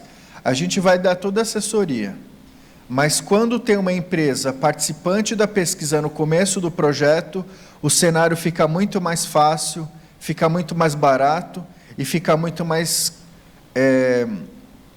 o licenciamento fica muito mais tranquilo de fazer depois. Aí, as etapas que nós precisamos percorrer. O primeiro passo é fazer uma reunião de entendimento para conseguirmos aferir. Será que aquele projeto, de fato, precisa ser patenteado? Faz sentido patentear aquela pesquisa? Se a resposta for sim, fazemos reuniões técnicas, tiramos dúvidas, fazemos toda a assessoria necessária. E aí o pesquisador precisa preencher um formulário do Mackenzie com todos os dados super detalhados, como que a pesquisa, se tem novidade, se tem aplicação, se tem atividade inventiva e se tem aplicação industrial. Aquilo que a lei exige, a gente já exige no começo, para evitar, enfim, gastos, processos desnecessários. E depois, no finalzinho do documento, tem um termo de participação do inventor, em que os pesquisadores nos informam se foi uma equipe, quantas pessoas participaram desse projeto e qual que é o percentual de participação de cada pesquisador nesse resultado. Então, suponhamos, 5 pesquisadores participaram da pesquisa que foi patenteada. Eu somente estou recebendo informação. Se eles me falarem assim, é 20%, 20% para cada um, para mim está bem. Se eles me disserem, um pesquisador se dedicou mais, ele tem 50%. Todos vão assinar o documento e eu vou registrar essas informações. Que diferença isso faz? A diferença é, se a patente for comercializada, se tudo der certo, o royalty, uma fração do que o Mackenzie vai receber pelo uso daquela patente, vai reverter como benefício salarial do professor e dos pesquisadores. Então, dá para ganhar dinheiro? Se a patente for licenciada, dá. Temos casos que isso aconteceu? Temos casos que isso aconteceu. Dá para ficar rico? Não, não dá para ficar rico. Mas dá para ter um pouco mais de conforto no salário quando a patente é licenciada e chegam a adicionar no salário do professor. Tá? Então, temos um procedimento interno. A hora que o reitor fala, pode mandar adiante, nós entramos em contato com o escritório parceiro e esse escritório faz o registro perante o NPI e depois nós, da Coordenadora de Inovação, acompanhamos o processo, pagamos as taxas, tentamos fazer o licenciamento e até divulgamos na vitrine tecnológica da universidade. Deixa eu mostrar para vocês que eu fiz um print aqui. Ó, para quem não conhece, no portal do Mackenzie, rola a aba quase que inteira lá para baixo. Está escrito vitrine tecnológica. A vitrine tecnológica é uma espécie de portfólio virtual das pesquisas e laboratórios da universidade. Sempre que é possível, eu pego as patentes que têm uma descrição minimamente, pelo menos sumarizada, e a gente coloca aqui. E essa vitrine, a gente fez até um marcador de página com código de barra, e quando a gente vai a evento, com empresa principalmente, a gente usa como se fosse um cartão de visita mesmo. Para quê? Para que, apontando o celular para esse marcador de página, as empresas tenham acesso a esses conteúdos das pesquisas aplicadas do Mackenzie. Então, aqui tem patentes, tem pesquisas que podem ser serviços aplicados a governo e a empresas, e também estruturas laboratoriais. Essa é a forma como a gente encontra de procurar facilitar o licenciamento desses conhecimentos dos pesquisadores do Mackenzie. Além disso, fizemos um contato com a assessoria de imprensa e eles publicam periodicamente matérias sobre pesquisas aplicadas, e nesse caso foi uma patente depositada pela Escola de Engenharia, e a gente, para tentar também dar mais divulgação a ela, a gente pediu para a assessoria de imprensa fazer uma matéria entrevistando o pesquisador. E para essa ação específica, que era uma patente de uma membrana que faz, uma nanomembrana que faz filtração de resíduos industriais, eu também trago umas ideias para a professora Veridiana, nesse caso ela conseguiu topar. A gente fez uma postagem patrocinada no LinkedIn dessa patente, e em cerca de 2 semanas teve 4 grandes empresas que nos procuraram. Divulgação de pesquisa feita na universidade, e o nosso papel é dar apoio aos professores e pesquisadores. Existe a coordenação de fomento à pesquisa, que faz iniciação científica, e o nosso papel é iniciação tecnológica e tudo aquilo que é pesquisa aplicada. Pesquisa que resolve um problema da sociedade, do poder público, e questões práticas que ajudam a aprimorar produtos, serviços e processos de empresa. Tá bom? Então, eu vou deixar meus contatos com vocês. Muito obrigado. Se tiverem alguma dúvida, eu estou à disposição. Professora Ana também.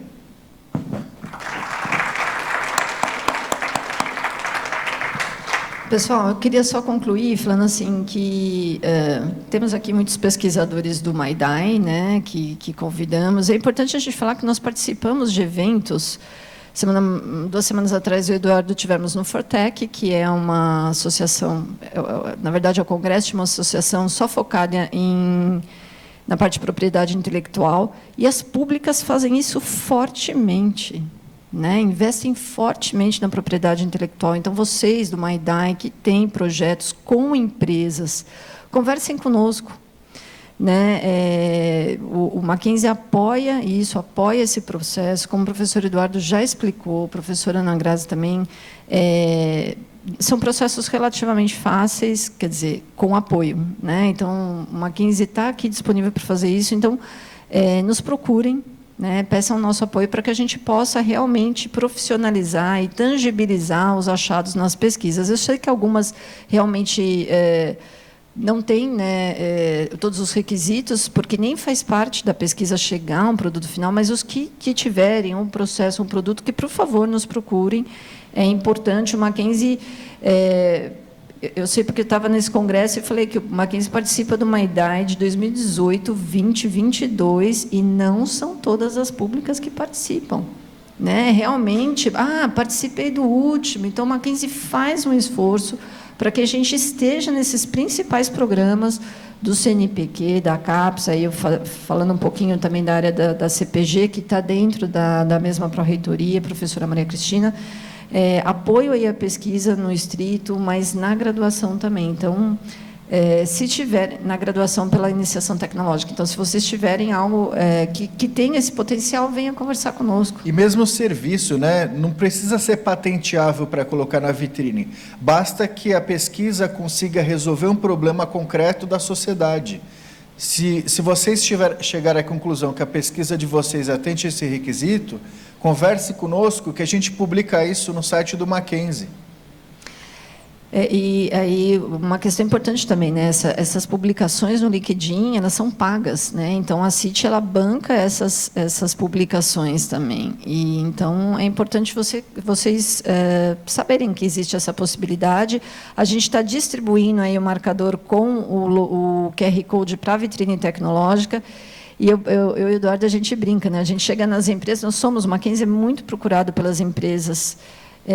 A marca Mackenzie, o logo Mackenzie é muito forte. Então, a gente chega na empresa, a primeira coisa que a gente faz é: olá, bom dia, Veridiana, QR Code da vitrine tecnológica. Né? Então, a gente tenta, né, por ser institucional, falar de todas as unidades, de todos os projetos. Então, é importante que o seu projeto esteja na vitrine. Né?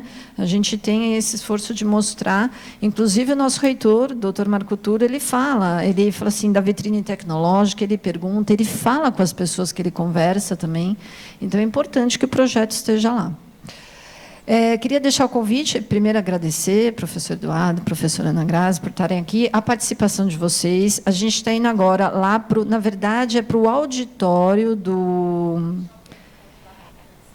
Isso, é do auditório da Apple, que vai ter... Vocês entrando ali pelo prédio 31, eles têm orientação já de como chegar no auditório do Apple Academy. da Apple só, perdão, e lá a gente vai falar sobre uma Eclipse, então, principalmente para professores, mas se tiverem alunos pesquisadores da pós-graduação e que se interessarem, podem ir também, ok? Tá certo, então, gente, muito obrigado aqui pela participação.